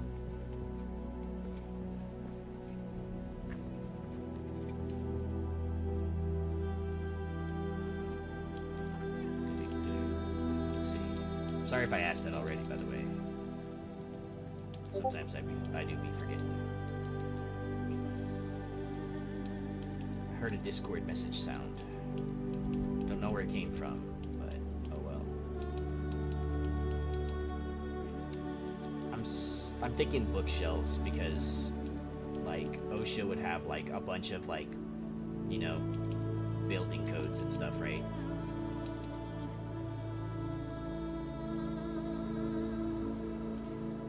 Hey Rolopsky, how are you? See you. Game looks good. Thanks. I'm more focused on the building aspect of it, so this is kind of like late game stuff that you're seeing, just a heads up. But building is one of my favorite things to do in this game, in any survival craft game, actually. So if you have any questions about the game, let me know. I'd be happy to answer. I've been playing this game for like 1,300 hours or more, probably, at this point.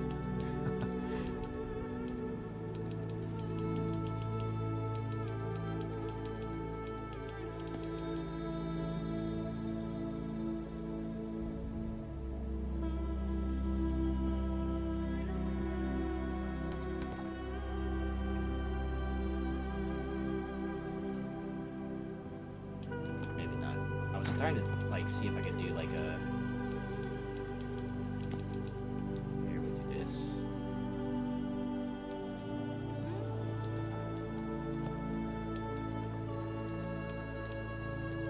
do you think would be the flag from like Moria OSHA? Whoa, 1,300 hours, yeah. To be fair, not all of those are on Steam. I have 690 hours on Epic when this game came out on Epic, and then like the rest of the hours are on Steam, for sure. I know that for a fact. You know, it's really hard to check how much playtime you have on a game on Epic, by the way. It's not like readily apparent information. You have to like go into your game files and stuff. What kind of colors does OSHA have in real life?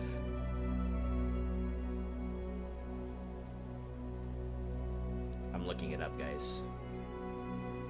It's like white and blue. So that honor one would do well, or I could do this one, this blue one.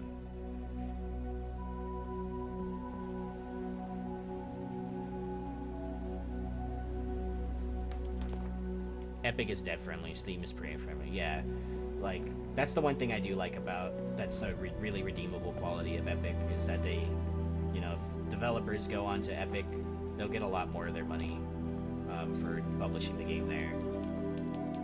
And it sucks that, you know, there's so much vitriol around like having the game on Epic in the first place. Like for some people that would be like an automatic, like they're not gonna buy it, you know. Sienna, you said that is this game similar to Enshrouded? In many ways, in some ways yes, in many ways no. I would say like the movement. So you know how in Enshrouded you can have like a glider and like a grappling hook and stuff. You don't have that kind of movement versatility in this game, but it is the same genre. It is the same survival craft builder. Although this game does have a build stability system, right? So you can't just like build stuff in the air like in Enshrouded. And also, Enshrouded's environments are voxel based, right? This game has it too, but there are certain room pieces in here, for example, where like you can't mine that, for example, right? Because this is part of a big room set piece. Whereas in Enshrouded, you know, you can build and dig anywhere. You can like dig underground as much as you want, right? This game takes place all underground, and there are mining nodes, right? So, for example, I'll go find a mining node for you. I think I have one under the bridge over there.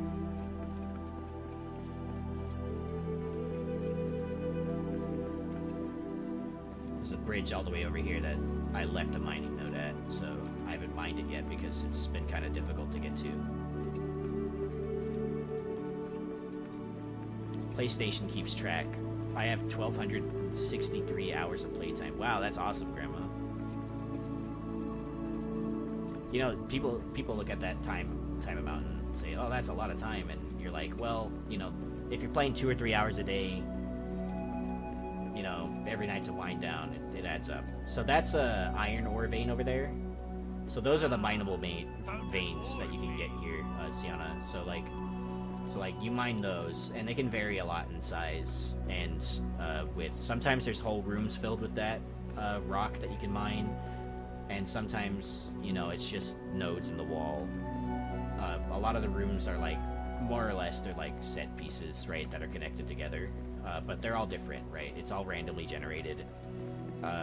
So kind of like Enshrouded, some elements of certain areas will be different, right? But for the most part, if I remember right, Enshrouded's map system is kind of static in terms of like POIs.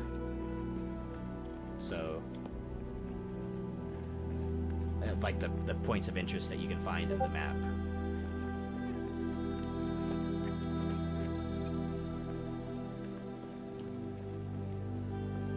So I'm gonna I'm gonna show you another like area. This is a lot of the other areas in the game that you can find, right, when you're walking through, and this is completely untouched area on my part, other than like, you know, the stuff that I've placed around.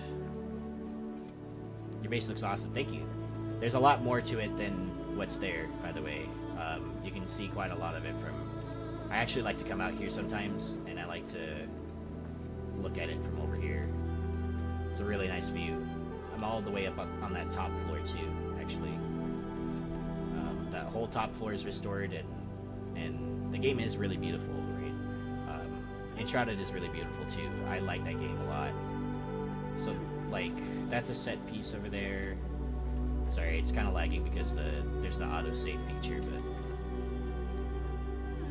but you'll walk through areas like this where there's like dwarf ruins, right? Because if you're familiar with like Lord of the Rings, the dwarves fled Khazad-dûm because of the Balrog and a bunch of orcs and stuff, and it was abandoned for like 500 years before Balin went in there. About 25 years before the Fellowship passed through, and then around a year or so is when, I forget when this game takes place after that. I think it's immediately after, it's in the 4th Age, right? The start of the 4th Age is when, it's right after, immediately after the fall of Sauron and the ascension of Aragorn as the king. So, that's when Gimli calls everyone here to try and retake Moria because Durin hasn't come back, right? So, you'll find a lot of these ruins. They'll have, like, you know, loot in them. I think I've cleared most of these, though. So, like, you have these, like, little dressers. You can break them, right? And they'll drop resources. They'll drop, like, metal fragments and stuff, cloth. Sometimes they'll have gems in them. Sometimes it'll have food, right? Like, sometimes it won't, right? But you got all these other kinds of buildings and, like, see, I just picked up a numinous spice. There's, like, other stuff right here. There's ironwood. Oh, I could use that, actually. Wood. There's, some rope lying around here. This is, like, these are, like, old workshops. These usually have, like, a second floor to them. So I'm gonna build a ladder up there. Thank you for showing us the game. I saw it on my wish list. I think I will get it. It is on sale, by the way. It's $15. It's $15 USD at the moment. But if that's a little bit too much for you, let me know if you have a Discord.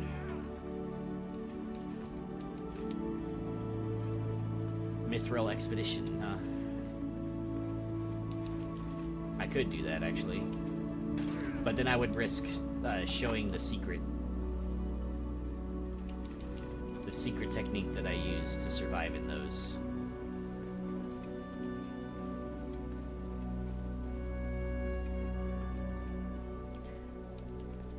So you'll find more like buildings like this too, where it's like I really like these buildings, by the way. Like, I like this dresser too. I wish we could build that. These little dressers to place things in. There's a lot of stuff out in the world that are like decorations too, kind of like in Enshrouded too, where, like, you know, they're like little set pieces or pieces that, like, aren't placeable by the players yet, but they will eventually be, you know.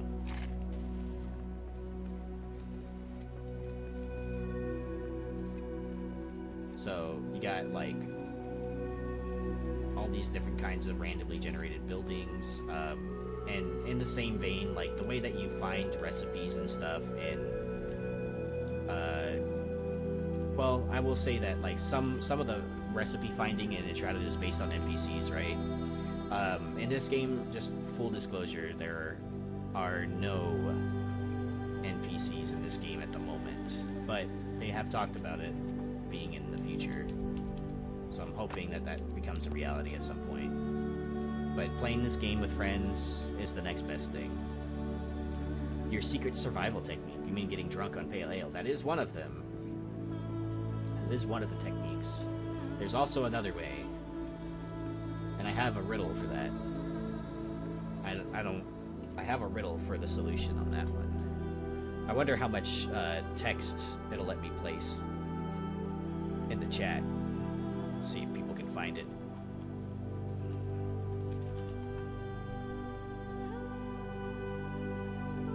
Ah, yes, I found it. Okay, I'm alt-tabbing, by the way, so if I'm just standing there, that's why I'm alt-tabbed into Discord at the moment.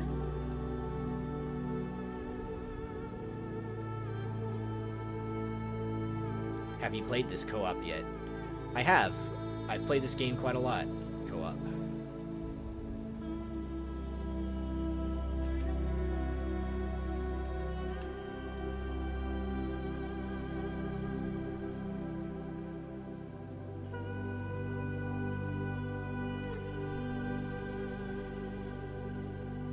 there you go. Here's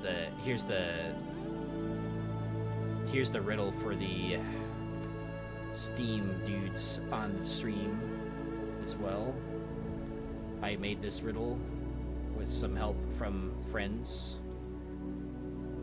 to give you guys a hint as to how to survive in the darkest deeps of the game.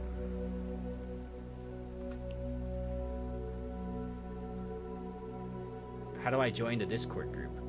I can send you I can post an invite link actually to the official Discord, and then you can find me through there. I'm Davey Firebeard in the Discord. So let's see here. I want to be able to send an invite to this server. Invite people. Copy and paste the link. Okay, so seeing I'm gonna place the link in there. That's the invite to the official Discord for the game. And if you join it, you'll be able to find me. My name is Davey Firebeard. I have a little rune next to my name. And there's a bunch of other features in the Discord. I'll post it in the general chat. Just say hi everyone or something. And that way you can find me.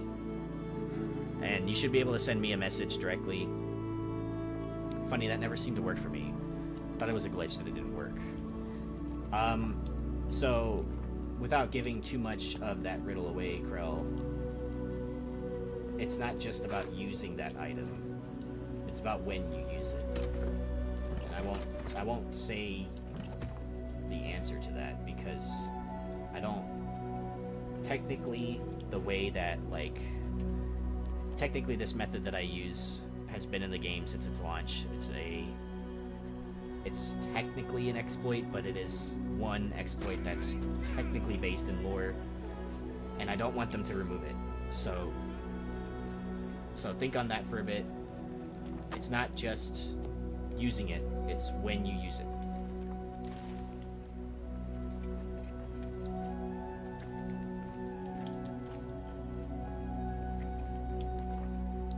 Do I have build radius over here? Dude, I don't. Damn. Do I have build radius right here? Oh, right here. Oh, it looks like I have some over there in that corner. That's insane. My build, like, goes beyond the wall.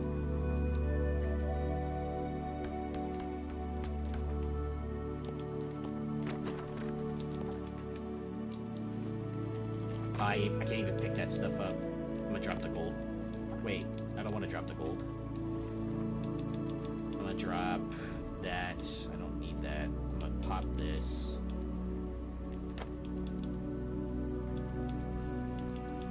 What about, let's see. That should be good. Okay.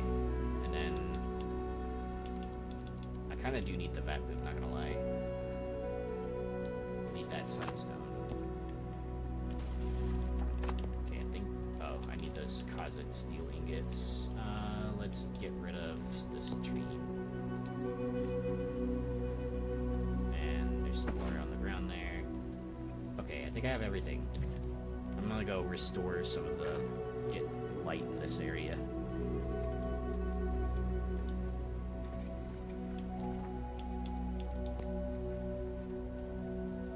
Oh wait, there's a lamp here, no?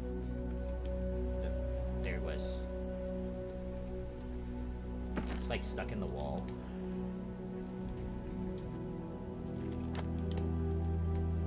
I'm gonna have to for sure destroy that after I think I can destroy that, can I? I need granite.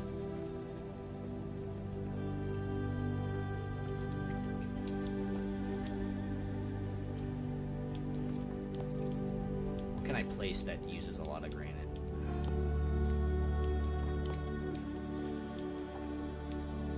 Place walls.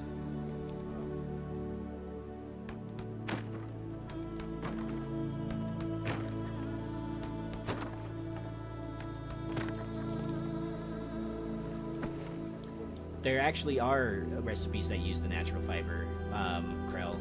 The rugs use them. The rugs use natural fiber, the flags don't, but the rugs do. The rugs all use natural fiber.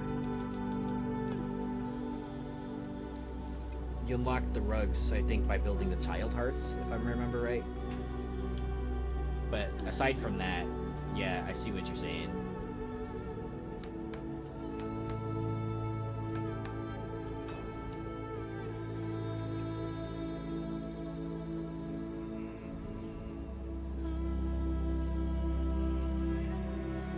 I just never built the rugs. I really like the rugs. I wish there were more of them. Like, more sizes, more things. Aberrant cave caps is the disappointing read. Yeah, I agree with that, dude.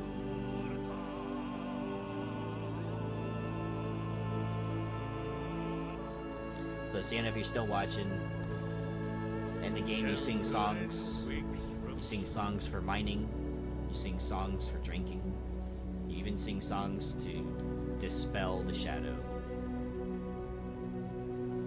That's what I love about this game too, is this singing.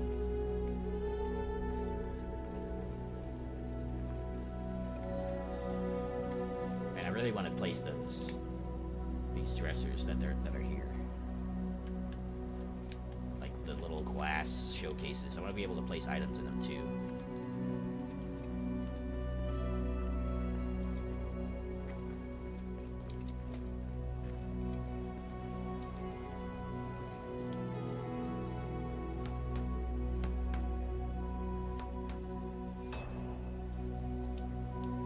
Yeah, I wish you could just like get a rug design and then apply a color to it, kind of like how you do with the armor. I think that's what you're saying, Axebeard, so I agree with that. Gaming music is the best. Oh yeah. Just a full disclosure, Sienna, the music that I'm playing here is ambient music from Symbology Cymatics. The game itself does have music, and it's very good music. But it doesn't play all the time. So I have this playing in the background as a solution. Another use for the ink render, yeah. You know, I'm actually kind of surprised that... Oh yeah, I found this tube thingy. Well, I could show these guys a first stage tube. How about that? If a wolf should paddle along my path, a terrible date have he. If a wolf should paddle along my path, a terrible date have he. A feisty fool with an empty fork, and if he would not flee, I would hang his tail with a copper nail. Wolf for dinner for me.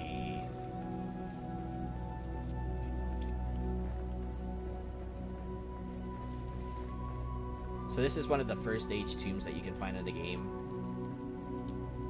and it has a lot of secrets.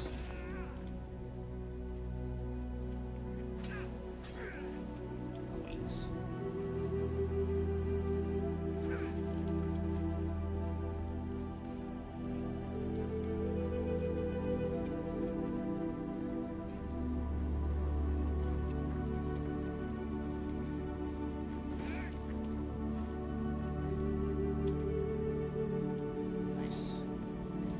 Exploring these tombs because they're so cool. Lots of coins and magical regrowing walls. That's just the dwarven ancestors protecting their tomb, dude.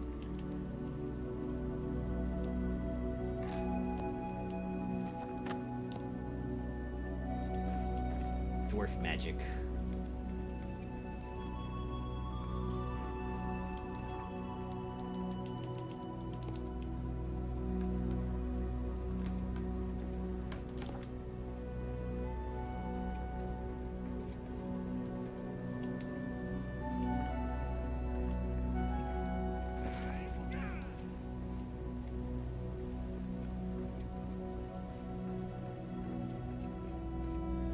You guys' favorite song of the game for those that have played the game?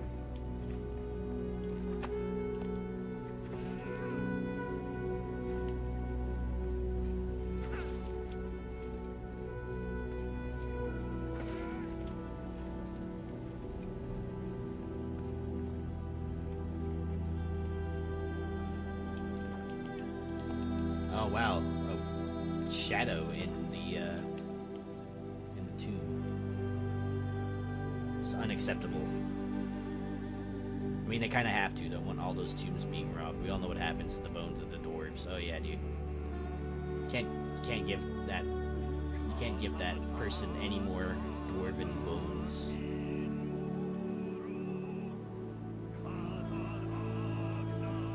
Old Helga stabbing people in the leg when they try to trip people.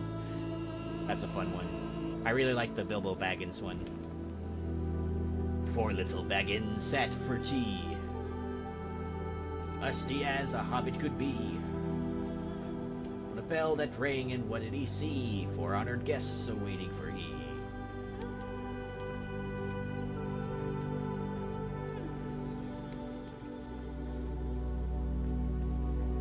They hung right up the hoods they wore, and told them not that there'd be more. They poured the milk on the pantry floor. When Dwallin and Ballin and Philly and Killy came knocking at Bill's door.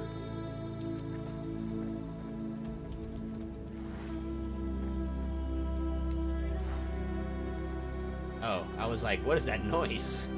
I didn't even bring a pickaxe, dude. Okay, I can't even really properly explore this. I'll be right back. I really just wanted to place these lamps so that I could get rid of some shadow.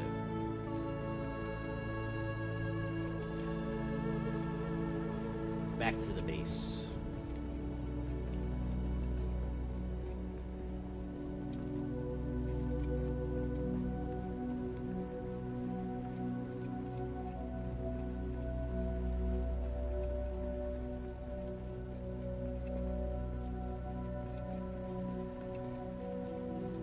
I'd like to make an honorable mention for songs. The Elven one, Leaving Across the Sea.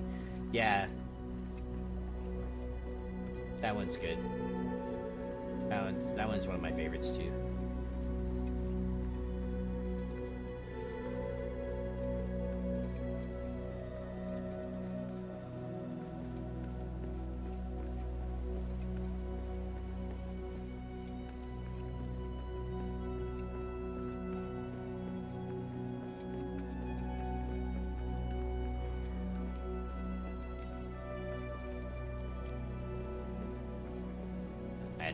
I had to go back up to the keep actually because I have so much stuff on me. That's where my storage is.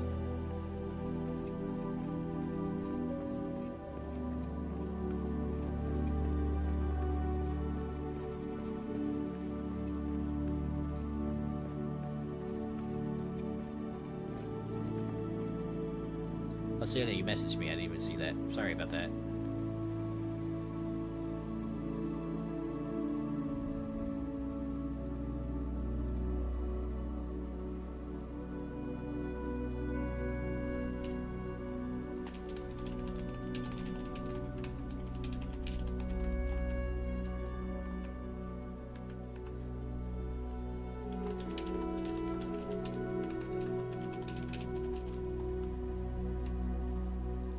Sent you a message right back, Siona. Sorry about not seeing that. I get so many Discord pop-ups that sometimes it just goes straight to...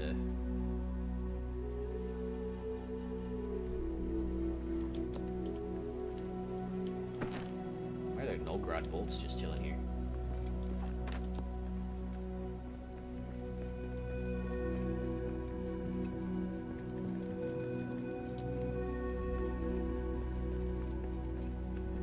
Yeah, Krell, I agree with the One True Love as another honorable mention of the song. I really like singing that one when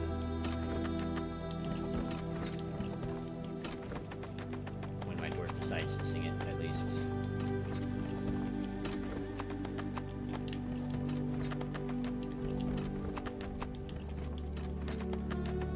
Sorry, this is kind of fast for anyone. I'm just dumping resources. That's it. The reason I do have bigger stacks than usual is because I do run the fat stacks mod for this game. The only thing that it does is just makes my stacks bigger. That's it. Doesn't do anything else.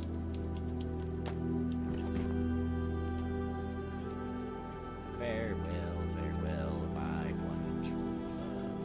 Farewell, farewell, said she.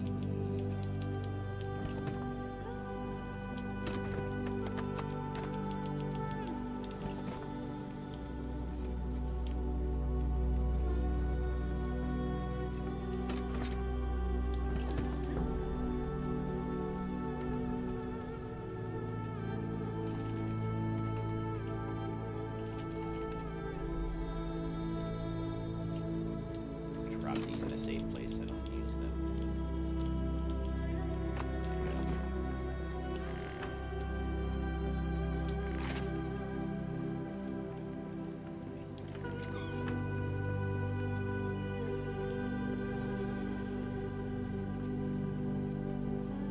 By the way, if you really like the music for the game,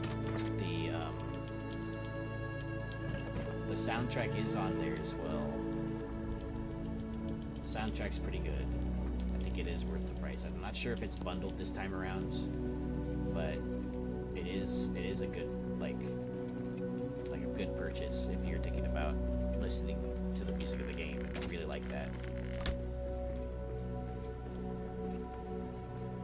The reason I'm going up here, by the way, guys, is I dropped off a bunch of stuff in chests. So my pack was full, and now I'm coming down here to get myself a new quarry master. I don't know where I left my other one, but oh well.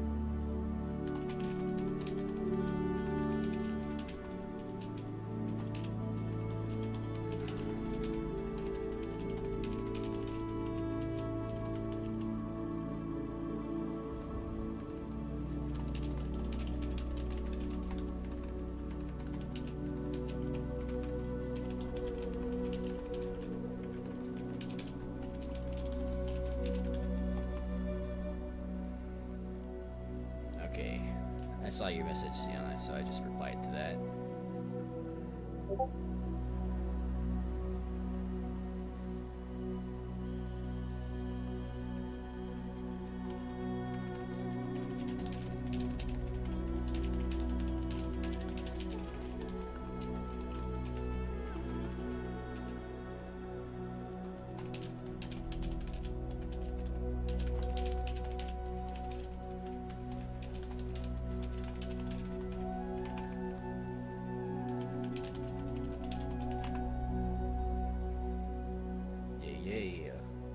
I somehow never heard of this game.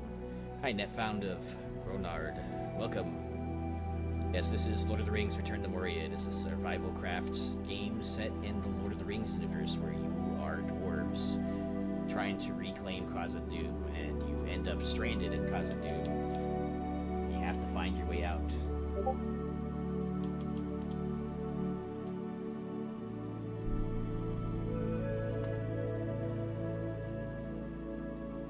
Alright, 1 second, Sienna. I'm going to send that to you. Go to my Gmail.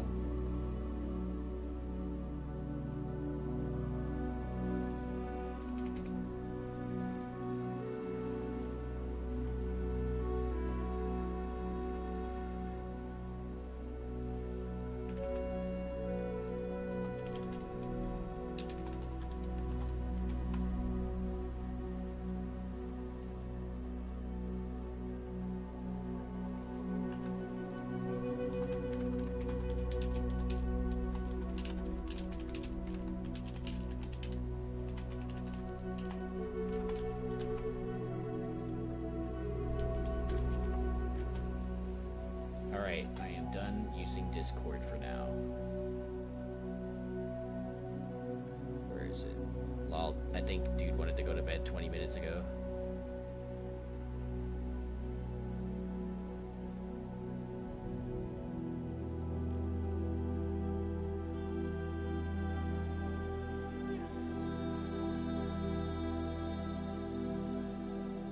I'm trying to bring back up my stream stuff.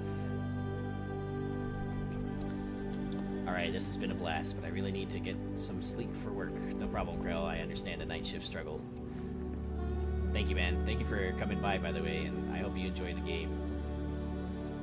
And you too, Sienna. I hope you enjoy the game, and I hope you guys get to try it. They only gave me 2 keys, but I figured I'd give them to you guys, Krell, because it sounded like you really wanted to play with your wife. And playing this game co-op is a great experience. So I don't want you to miss out on that. Sienna, if you were thinking about trying the game for a while, it is on sale, so now you have a copy for yourself. And since the game's on sale, you can get it for a friend too. Soundtrack is 20% off, $6.30. Wow, not bad. Can you buy it as a bundle?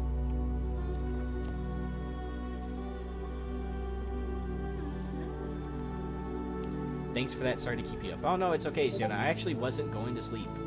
It is 3 p.m. at the moment.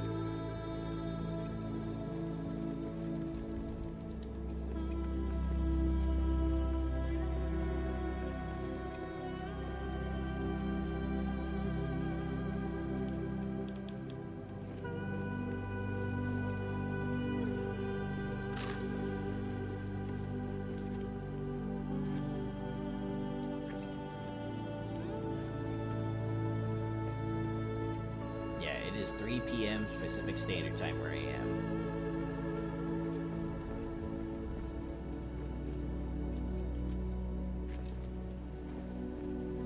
Maybe they thought you were from Northern Europe. No, no worries. No, I am not from Europe. I do get that sometimes, though. So, anyway, that found I am here. This is my rebuilding project at the upper city in Dwardelf. It's a location in the game. There's a lot of stuff that I've built here that took me months to build, so just keep that in mind. So, you know, I've rebuilt a lot of the stuff that's in here, and I put this post for a reason. What was that? Just to make it a sign, I think.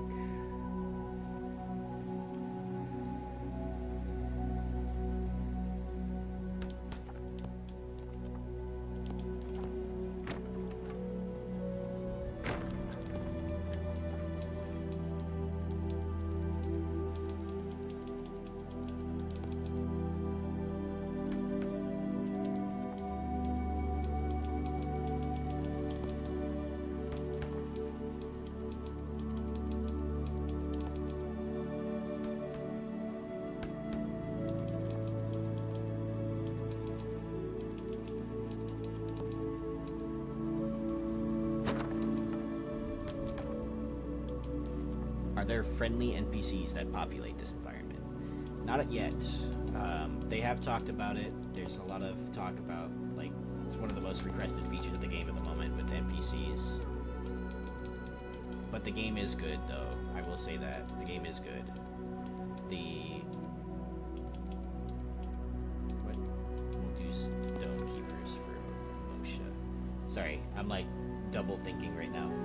Triple thinking, actually.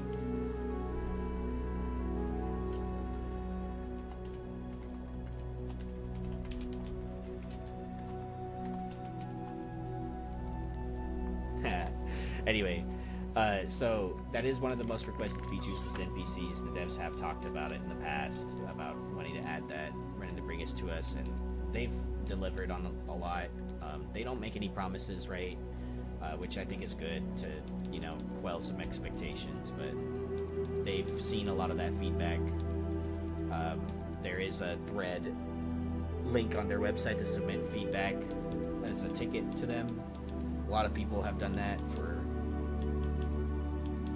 the NPCs in the game. I think it would be a good addition too, depending on what they do.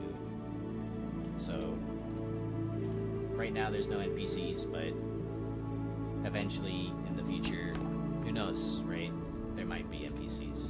I really hope that there is someday. But at the moment, there's no NPCs. It is a co-op game, though. If you're hosting it on PC, it's an up to 8-player co-op with your friends. And the great thing about like all the mining songs that you can sing, all the drinking songs that you can sing, is that they can join in, and you can have a small dwarf company all singing songs and drinking ale. And I think that's probably the most dwarven thing that you can do. And you got all these really nice outfits, like really cool armor and weapons. Like I have some of the end game like mithril stuff in here. You know, this is like super late game stuff, but you know, I hope that isn't too spoilery for you guys. But my stream has been more centered around the game's actual building, right? So, and that's something I really like to do in survival craft games. Just a heads up, by the way, too, I found the settings and difficulties and stuff, they're all customizable, right? I have them set to low because I like to build. That's my main focus. I already completed the game several dozen times, you know, so it's not like for me that I need to be on hardest difficulty all the time, but I have played the game through on hardest difficulty several times, so, you know, it's not... The combat is pretty good. It fulfills its function, I would say. It's not too difficult in comparison to other survival craft games, in my opinion.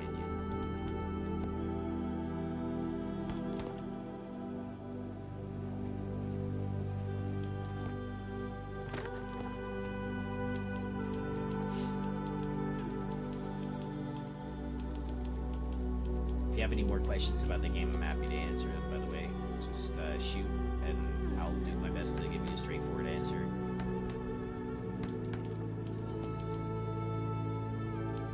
This is my first featured stream, by the way, so I, you know, never thought I'd be here. I really just started YouTube not too long ago. Thanks for answering the question. Yeah, no problem, man. Any questions you have about the game, I'm happy to answer them. The game is on sale, by the way. It is 40% off, which is a pretty good price for this game. This game launched on Epic Games about a year ago or so. It was $40. Now its regular price, I believe, is $25, and now it's $15. So that's actually insane. And I've gotten like over 1,000 hours in this game at this point, so it's, in my opinion, it was well worth the money.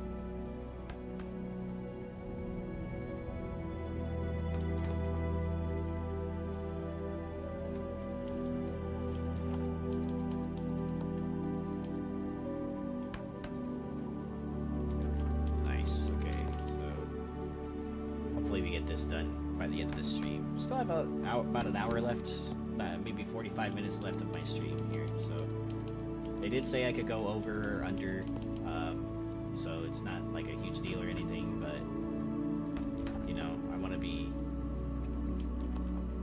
I know that there's other folks streaming today. I want to make sure that they get their time in the spotlight, if you will.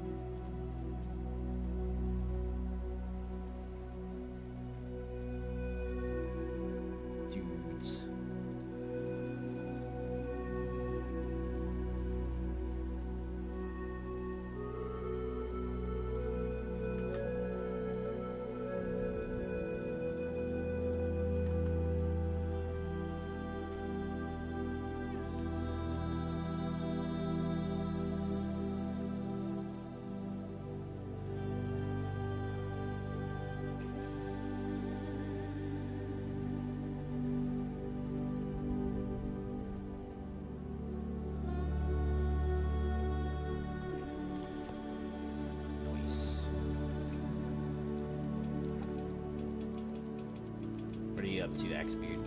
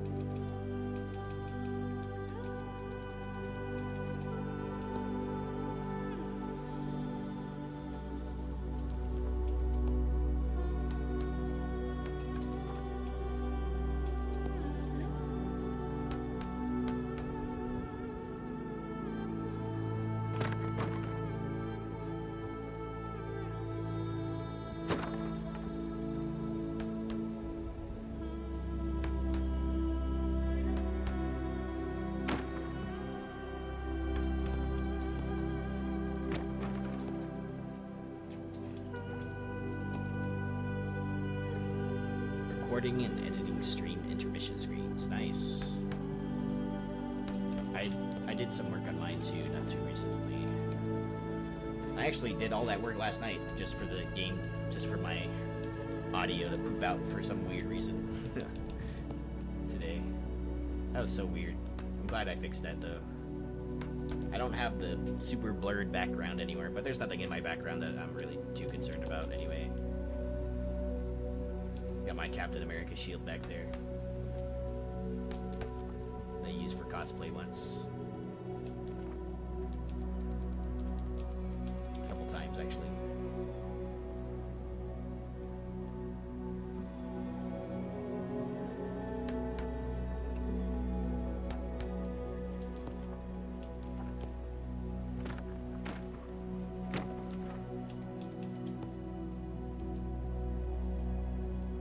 Don't know if my stream would get flagged or anything like that if I showed you guys the Gimli axe that I have.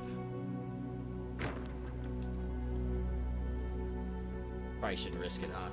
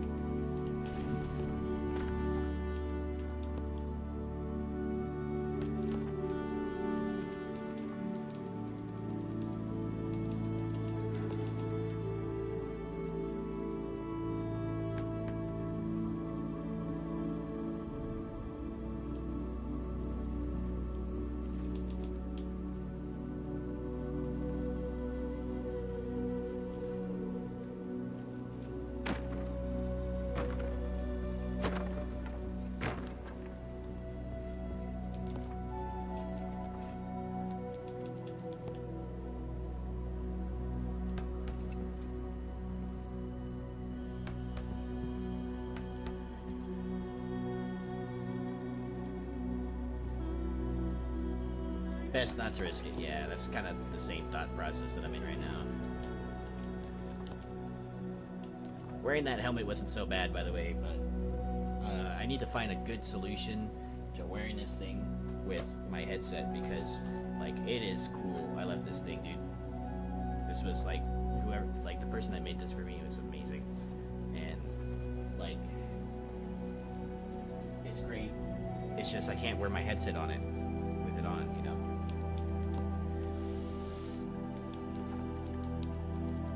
Otherwise, it looks kind of weird.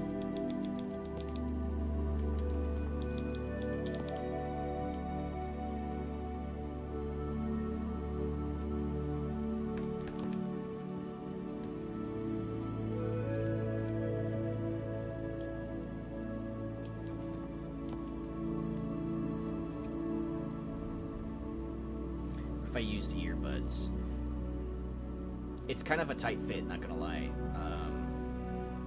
but it is foam, right? So I could expand it. If I'm gonna wear an earpiece, I need enough room for it to be on my ear. And right now, I have larger than normal ears. You can't really see that right now because of my headset, you know. But like when I'm wearing helmets and stuff like that, it'll be like that. like my ears are usually the first to get squished up against the helmet.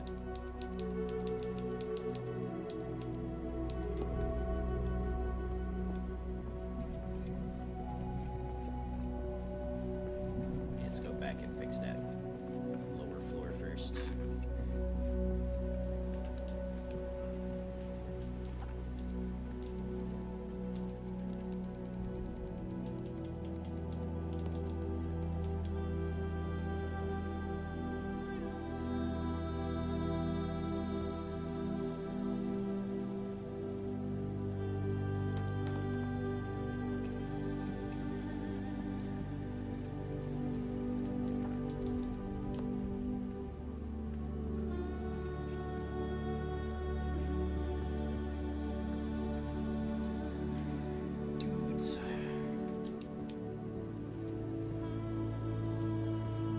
Some more of these tomes.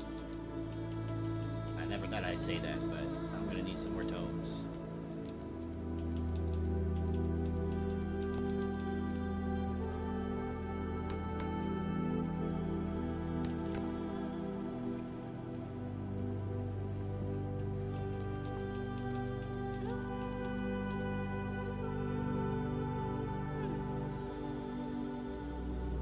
What level of presence of dwarvish lore exists in the game? Are there things like books or artifacts to discover in quests? The devs are very faithful to the lore that found, and I think you'll appreciate that a lot. As in terms of lore, like you'll find it all in these appendices, right? And you'll find it through, like, you know, here's dwarven history. They actually, so for all this Duel, which is the language of the dwarves, they actually got David Sallow, who is the person that created the dwarf language for the movies, and he did it for the game too. They gave them like a lexicon and stuff. So the King's Order got Nuruzg by order of King Third III. This area of Muthzakilu is shut to all under penalty of exile. And then they got more lore, right? So like, here's one about the elves in Moria. This is kind of like spoilery, maybe just a little bit, but like, here's another one. Oh wait. Remember, I have lowest settings on, so that's why I can one-shot them. Ah, there's another one. God, I hate these things. So there's a lot of lore on like the friendship of like Narvi and Celebrimbor, like the friendship between the master dwarven craftsman Narvi and the elf lord Celebrimbor is one of the most well known and respected amongst dwarves, elves, and others. The symbol of friendship between dwarves and elves, together Narvi and Celebrimbor crafted numerous famed works at this elven forge. They had merged the great metal crafts of Gazakdun and Neregium to create such works such as the Substance Ithilene, the Doors of Durin, and much more. So, and then they got like a lot of lore about like the Belagos and the Dogrod, which is the dwarves of the Arid Luin, right, that like went and after their homes were destroyed, settled in Khazad-dûm to help rebuild. So you find all the pilgrim markers from the dwarves of the First and Second Age, right? You can learn about like all of the dwarf lore from that time period. It's a little bit here and there, but you know, dwarves from across Middle Earth would make long journeys to celebrate Durin's Day. The ritual path begins at Miramir, where Durin saw the great sign in the lake. Then it descends the eastern stairs to the Tomb of Kings, through the lower deeps until it reaches the library at the headwaters of Kibil Nala. So, you got the journey of the Belagast, right? Belagast, our home is ruined. The mighty Dangorodim Trim broken. Peaks of the Blue Mountains no longer call. What left of us we journeyed long, wandering, lost, forsaken. But the Belagast live, the fire in hearts not cold. Across Eriador we have come, welcomed by King Durin II, the Open. New halls we walk to refuge under silver peaks so tall. Khazad-dûm here at sing, flint and stone our forge now beckons, and this new home, here our story shall unfold. You got more stuff in here, like the first mining of Mithril. You got, like lore about stuff in the game, like locations and stuff. The Doors of Durin, right? Elven Quarter, Mines of Moria.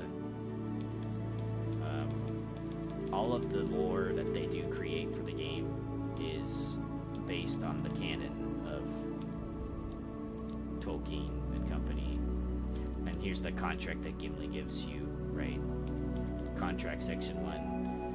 For your offered assistance in returning to Moria to mine Mithril, my sincerest acceptance. Terms, all traveling expenses into Moria guaranteed in any event. Funeral expenses to be defrayed by Gimli or his representatives if occasion arises and the matter is not otherwise arranged for. Payment, members of the company may keep whichever treasures they recover, remake or craft, if any, within Moria, short of royal heirlooms, monuments, and other artifacts belonging to Khazad-dûm and the royal line of Durin. So, yeah, Neffound, cool, glad to see they included that. Yeah, dude, they really respect the Tolkien lore in this. They're actually very well read on Tolkien. If you ever have the opportunity to talk to developers, a lot of them are really well read on their Tolkien, and that's good to see. It's good to see developers of the game who, you know, are really like fans of the universe, like we are, right? So.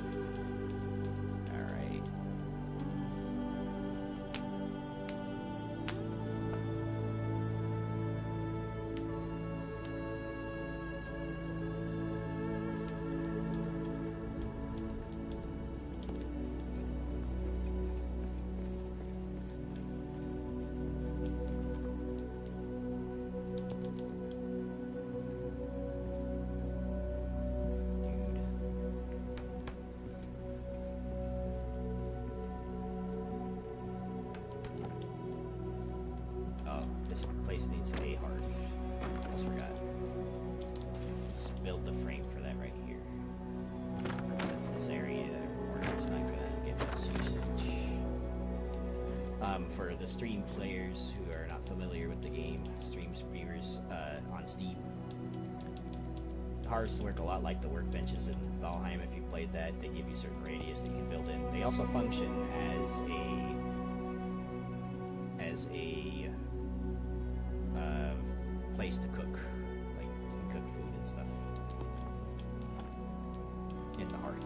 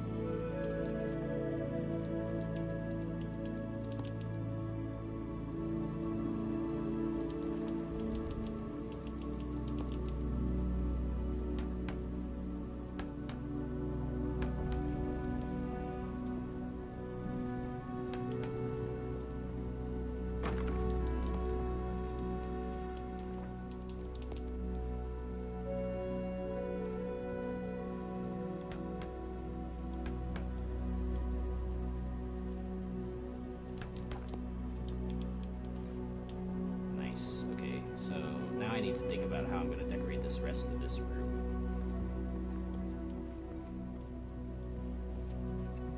Is he gonna live here, or is this just gonna be like...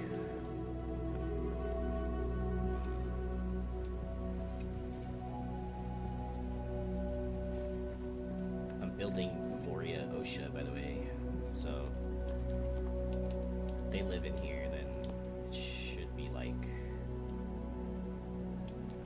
I can build a separator.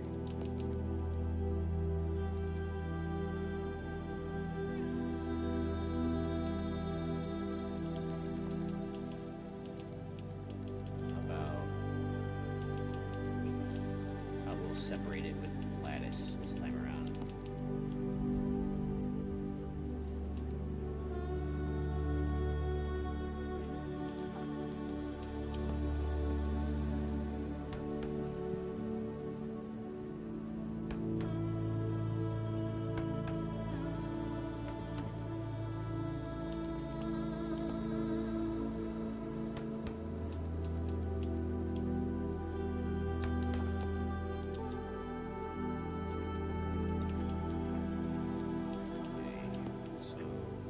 This will be like a platform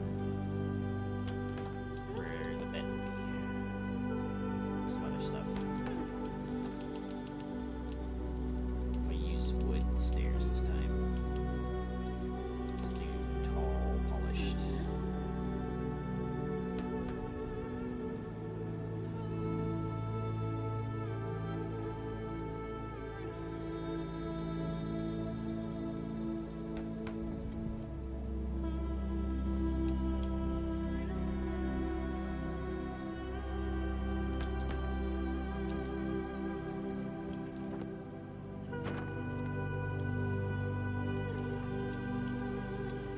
Smaller version of this. There it is. I wonder if it'll be better to just do 4 smaller ones of these.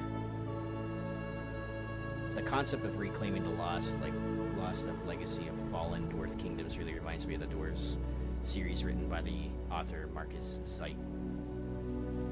Heights. I don't mean to distract from this game, but that is a fine novel series. Hey, I actually have the game for that. Play the Dwarves game that's on Steam, I believe. It's not actually pretty good. I haven't read the book. My friend Axebeard here, that's in the YouTube stream, he has read that book. He says it's really good. It's basically, from his summary, if Tolkien like actually fully fleshed out the dwarves just as much as he did the elves, and you know, that's basically what that is. And that to me automatically sold the book for me. So I love dwarves in almost any setting. My all-time favorite is, of course, Lord of the Rings and Warhammer Fantasy. I really like the dwarves in Warhammer Fantasy. My favorite dwarf to play in Warhammer Fantasy is a tie between Belegar Ironhammer and Ungrim Iron Fist, the Slayer King.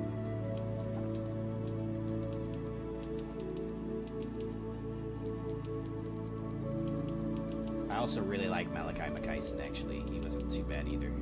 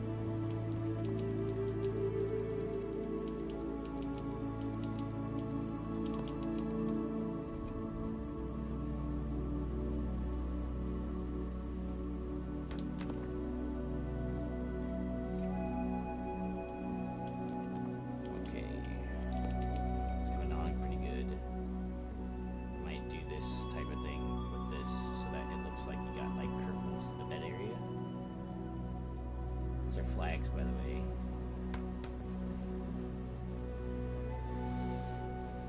Kind of like how Sleepy does the room separation. Sleepy is a friend. There you go. I wish there was some physics for the walking through that, but that's okay.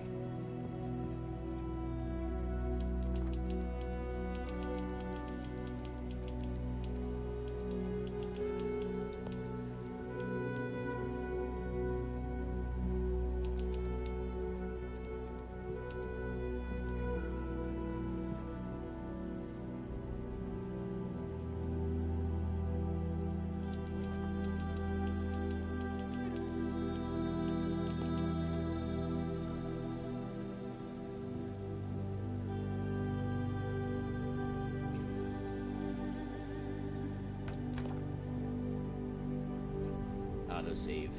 Okay, there you go.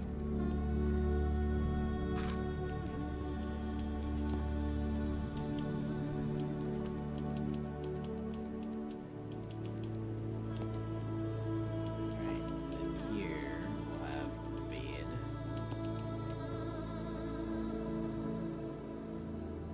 Maybe not like that. About right here.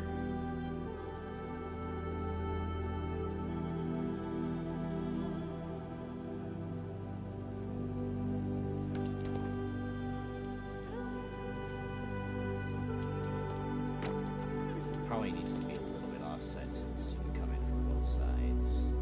Or I could just close that side right there.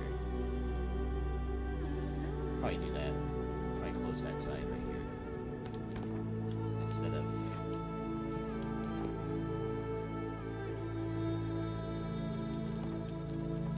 Okay, 1 second.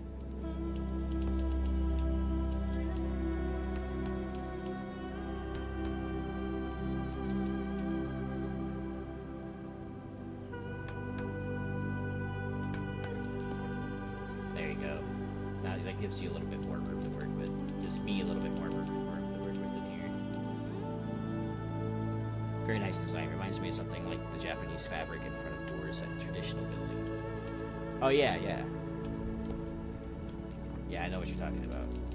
I really want those, you know, Enshrouded just added these, like, room divider things, you know, the wooden ones. I think those would work really good in this game, too.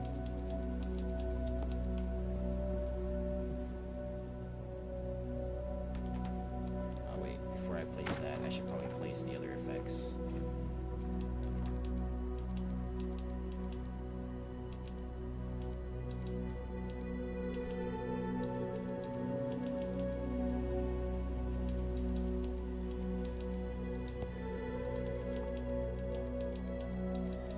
Side table.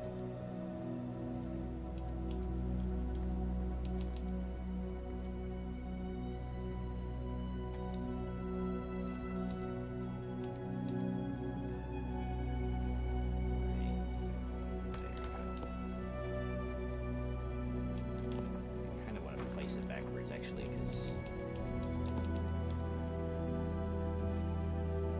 I want it to be a nightstand and not a desk.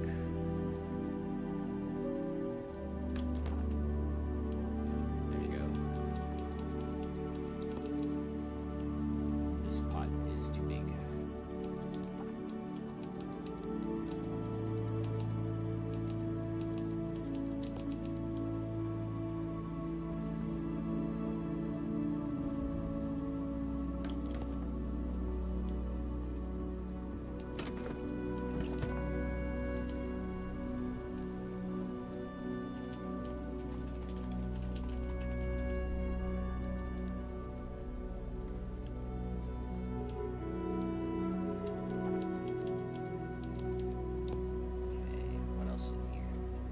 Need a kitchen if he lives here. He needs a kitchen. And he needs a place to sit down and relax.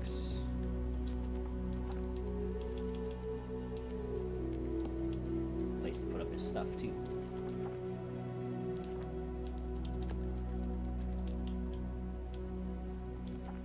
Oh, and I need to put some lights in there.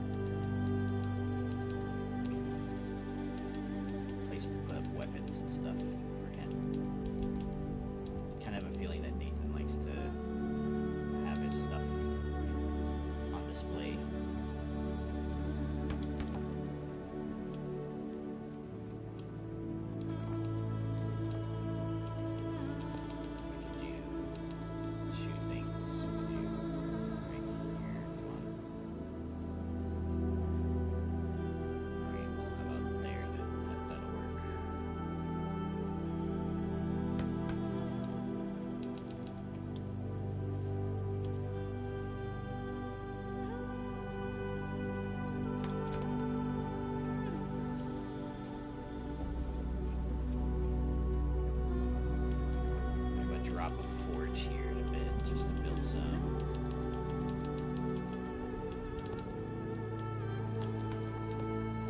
shields.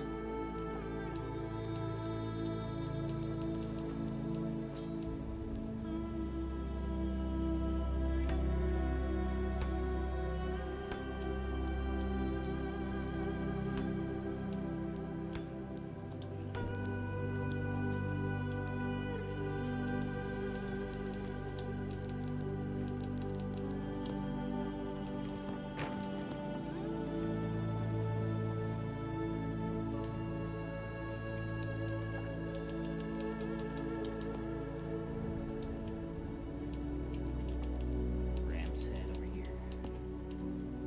Nice. Okay, so a decent view.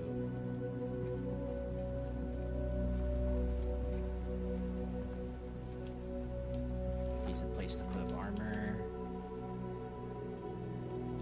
Now he needs. Let's see.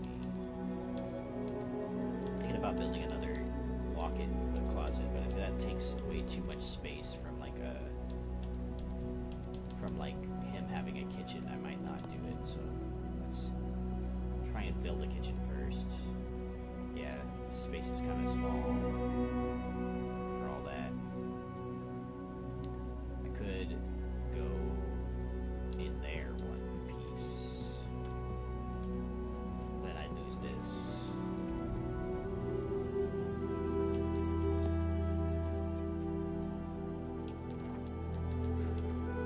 Let's try something else. Let's try bringing this all the way across. And maybe stopping like on top of this.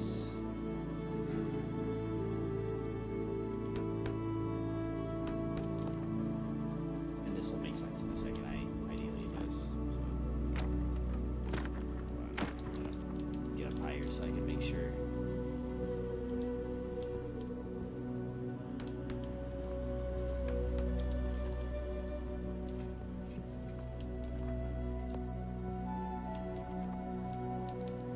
Just need to make sure it's aligned, that's all.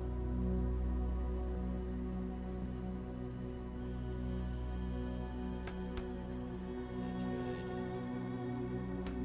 That's good.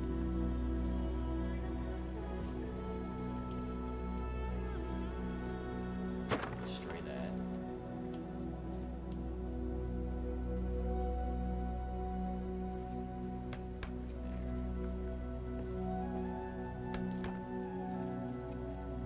Okay, I promise this will make sense in a second. So, I'm gonna build the kitchen right here, which is unorthodox, but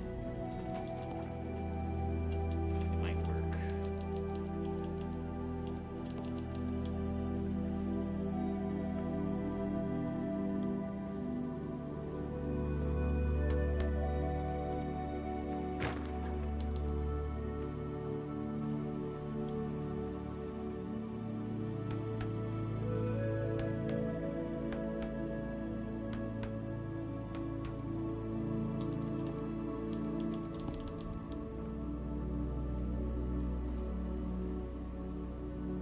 As I'm about to finish this too, I am approaching my scheduled time limit for the stream. They did say it was okay that I went over a couple minutes, but I don't want to take too much time away from other streamers if, you know, they are scheduled to stream. Because I think they all get displayed anyway, but, you know, it's a punctuality thing, I think. So in about 10 minutes here, I will have to end the stream.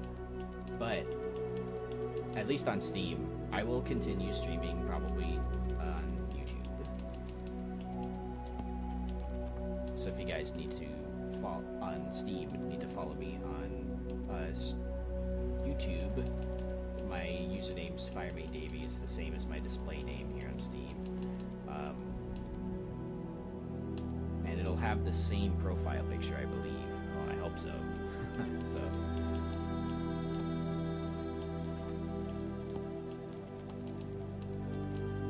think I might have that Captain America one still. If I do, then there's a Captain America thing on my Steam or something. But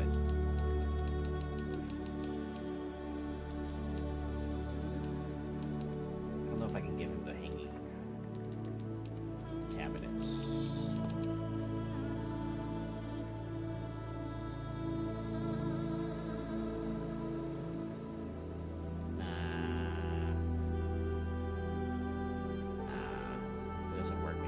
Push them up into the ceiling. Oh, that kind of works.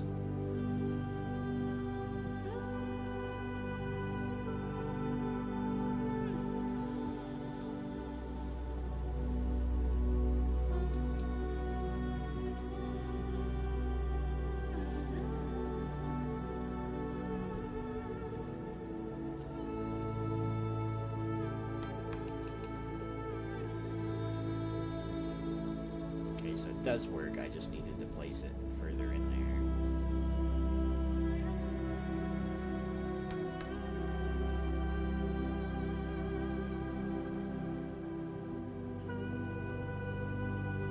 Autosave.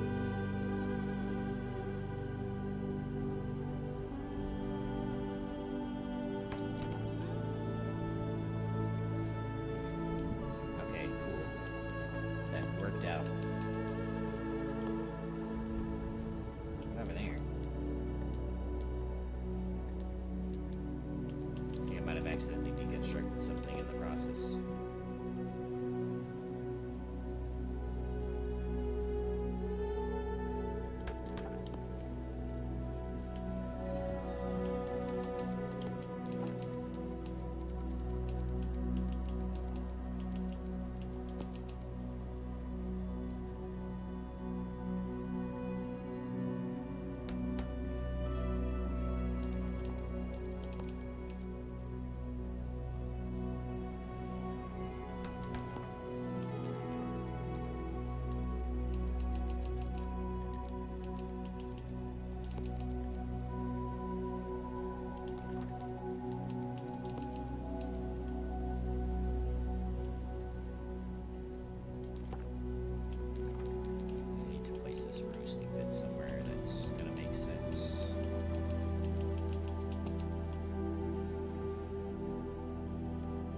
You can sit on the ground.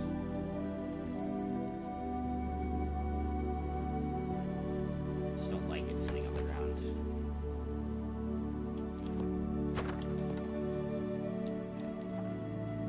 This looks cool.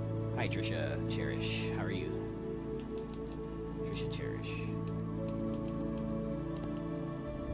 I'm just building in the game. My stream's more focused on the building in the game, so a lot of this stuff, you know, it's just me building. I built quite a lot in the game. That's my thing. I like to do it. It's what the main reason that I play these kinds of games.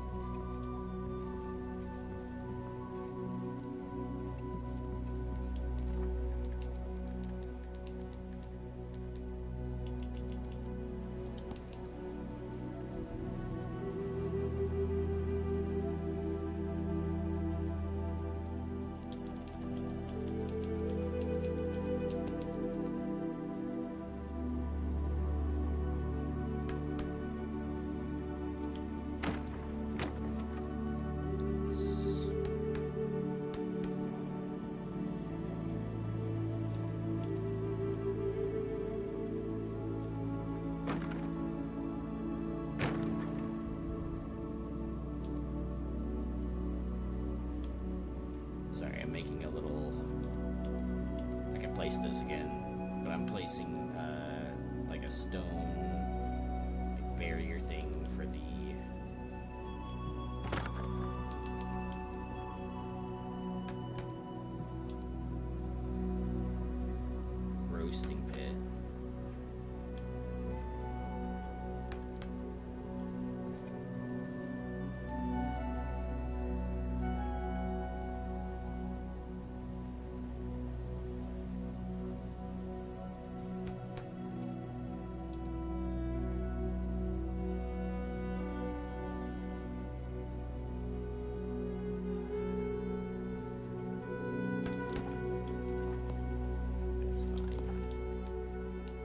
Hey boss, how do you like this game? Hi SPCFS. I'm good. I'm doing good, by the way. How are you? And I love this game personally, but I love Lord of the Rings, and I love survival craft games. That's like my thing. I love building in the game, in these kinds of games in general. So that's the kind of thing that I look for, is a decent building system. And the building system in this game is pretty good. I mean, I'm struggling a little bit right now, so, but, you know, I like it.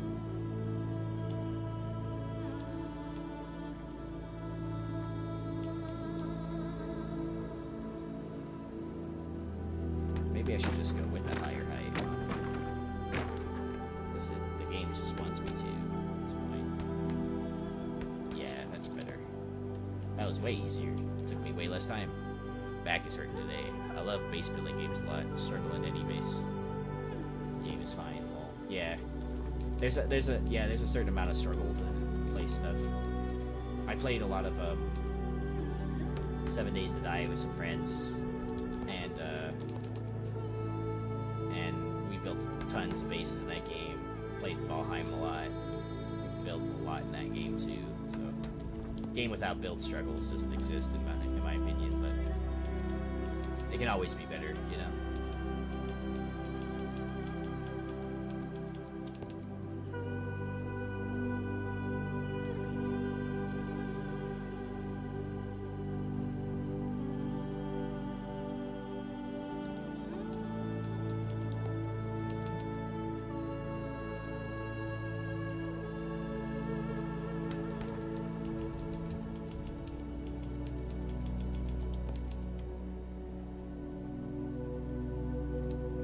Just as I thought. It's just a little bit too out there. It's okay. I think I can place some stuff around differently.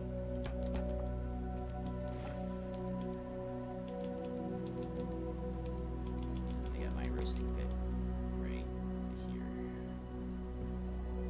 Oh. There.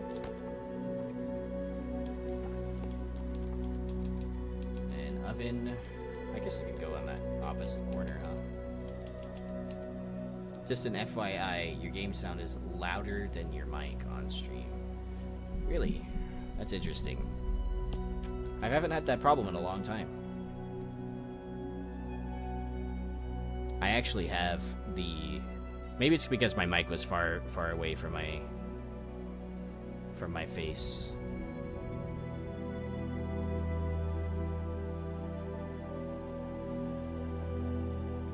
Let's turn this ambient music down just a tip touch.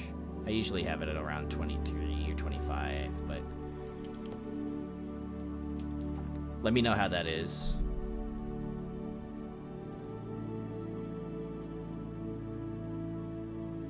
Oh, I'm on YouTube as well, so I'm dual streaming. This isn't the first time I've had a problem with audio this stream, though. I had a weird issue earlier where, like, I don't know what happened, dude. Like, the audio was just weird. I was using, NVIDIA Broadcast, because if you have, like, an NVIDIA card, you can use that to help your mic. And, it works really good. I didn't have any issues until today. And then I had issues today, of course. You know, the day after I tested everything, and everything was working just fine, so... Oh, no, it's okay. Thank you for telling me, because I don't know if you don't say, if no one says anything, right? How do I get to your YouTube to sub? You know what? I will paste the link to my YouTube. And that'll make it easier for you guys on Steam, because I don't think I have my stuff linked on my Steam yet. So there's my link to my YouTube. I'm also streaming there too. But yeah, I appreciate the sub, by the way. Thank you. I'm actually about to stop the stream right now too, so you came just like right at the end of my scheduled stream here today.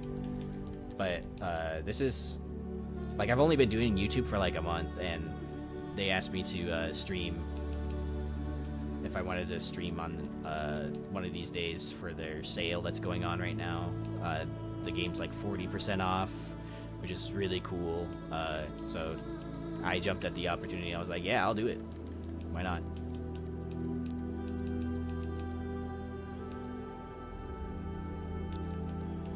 Glad to meet you too, Ben. Let's do... So I'm gonna finish this off. These like 2 rugs in here, and then we'll call it a stream. Got some other people that are waiting to stream probably.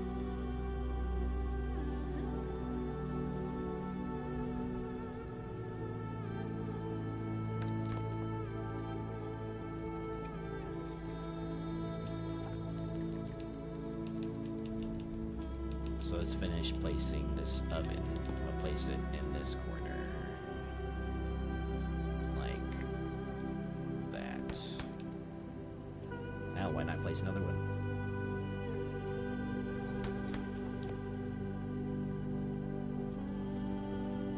Cheers. Yeah, it's, you know, it's a really good price. I paid, when this game came out on Epic like a year ago, it was $40, dude. Now it's regular price $25 USD, and now on sale it's like $15, $14.99. I think that's a steal, honestly. I've gotten like hundreds of hours in this game, like over 1,000 at least. If you're an LOTR fan, it's really good. That's a survival craft game. It's pretty good. You know, survival crafts games in general, I think they stand to get better over time, right? I don't think any survival craft game has all the features that it has year 1, you know, as it does year 5 or so. So hopefully the devs get a lot of love from the upper echelon and continue to support the game. 22 for collectors for the DLC. Love them. Collector's editions, 22, huh? That's actually not bad. $3 off from like the regular price of the game, and I think normally those things are like 30 plus. It's like $6 for the soundtrack and stuff by itself.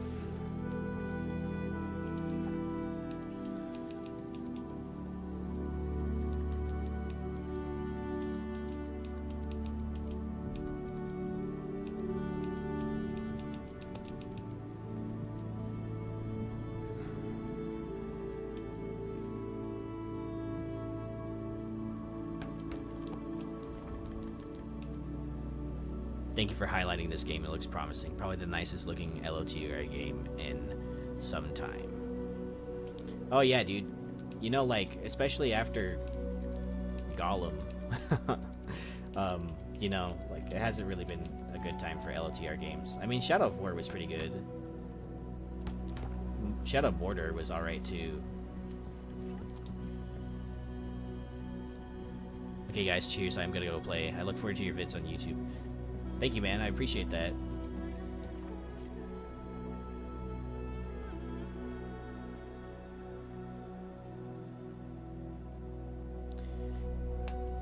Dude, I don't know. I feel like the Gollum game would have been a good game back in the day when, like, the early 2000s, you know what I mean? When, like, basically any game that was coming out could be a good game because it was really simple back then, but I don't know. I feel like it's a game that, like, no one asked for.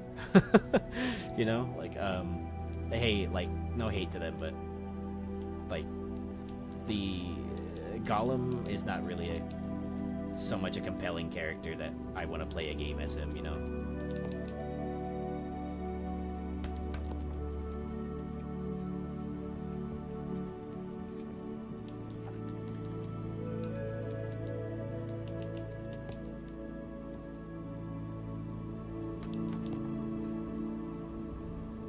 Okay, not bad, not bad.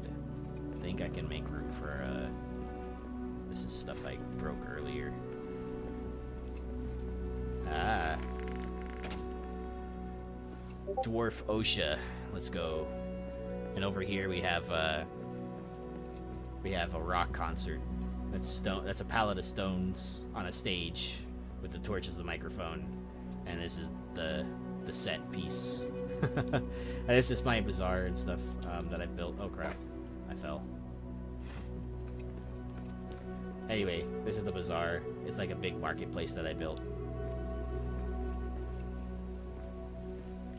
I showed it earlier on my stream, so like if you guys run it back on YouTube or something and want to watch like a recording of the stream, because that'll be posted right after this.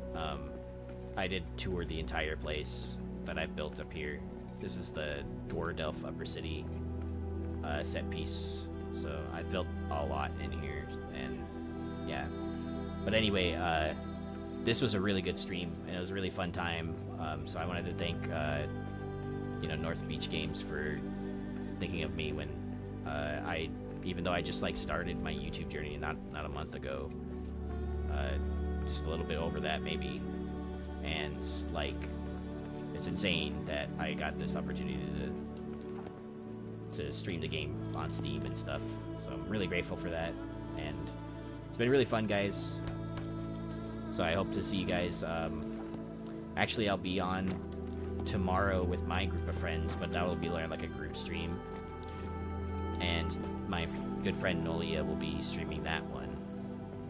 So if you guys are around for that tomorrow around 10 p.m. Eastern Standard Time, I'll be on it a little bit later than that because I work tomorrow. But yeah, I hope you guys enjoyed my first Steam feature stream, I guess. I don't know how to word it, but I'm really happy.